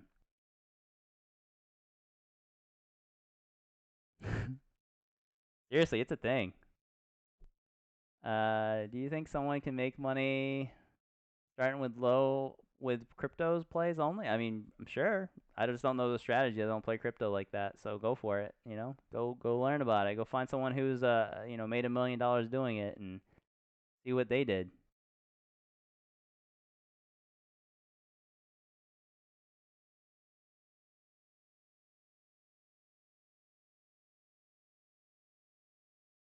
Playing under PDT has a lot to do with patience, picking the right plays, and being super efficient. It really does. I mean, this thing is set up for a perfect what do you call it, swing for the next day, and then it could just gap down because they put out bad news or they do an offering. Swing plays are, it can be super dangerous, but you just have to do your research on them. Look at the pattern setup. Look at the volume coming in. What's the news? What are people talking about right now on Twitter? Is this sector hot? It's just there's so much. Level 2 is on the left of the chart, right here. I got level 2 on the bottom. All right, so I'm gonna wrap this up. We're gonna just call it a day here. I hope you guys learned a ton. I hope you guys enjoyed the flashcards. We went over several plays for you guys, drew resistance lines so you guys can understand where to scale out, what uses supports. Everything there should have helped you a ton. Go back, watch this video again if you didn't get that information. Last thing, everyone's saying thanks, Bob. Appreciate all the subs again. 116 subs today. I don't know where we're at. Where are we at in subs? Like 1,000, 1,100 and something. Insane. I hope this ups your game. At least you guys can get ready for Monday. We're gonna have a big week. You know, hopefully people from Texas are coming back online and getting their power back, their water, and just really taking care of their families right now. And then Monday, hopefully it'll be up and running and back to making money for everyone here who has put in the time. We're gonna buy Lambos. We're gonna buy No, we're not. No, we're not. We're gonna have enough money to buy Lambos and buy nice mansions, but we're not. We're gonna actually make more money with it, compound those gains, and just continuously get better as a trader. Maybe pay off our debts. Maybe humbly give to other people. Maybe even my stream. No, I'm just kidding. But really help other people as much as you can. Life is not long, guys. So enjoy what you got. Enjoy it while it's here. Thank you guys so much. We'll see you on the next one. Stay hungry.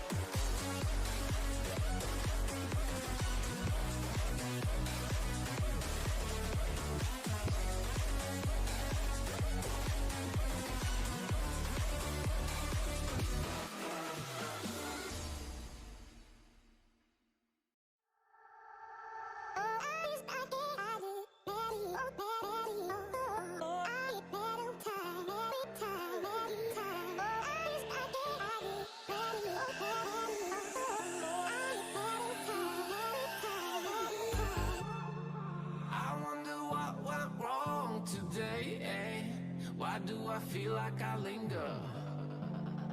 Linger between the words to say the words to remember. Now we're here to take control over your body and over your soul. We're gonna take back everything and lose it all. Lose it all. Lose it all. Feel it in your arms. Feel it in your legs. Feel it on your fingertips and feel it in your head. Just let your body go. Just let your body go. Just let your body go and move to the rhythm.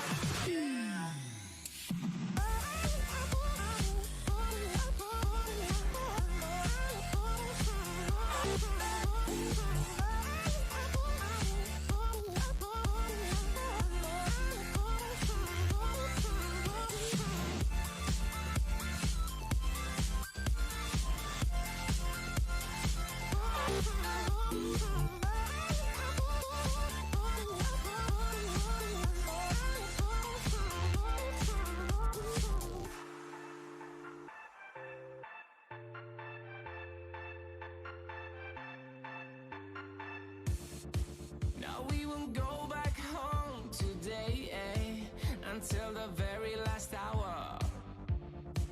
We still got few more days to slay, it's gonna get so much louder. Now we're here to take control over your body and over your soul. We're gonna take back everything and lose it all. Lose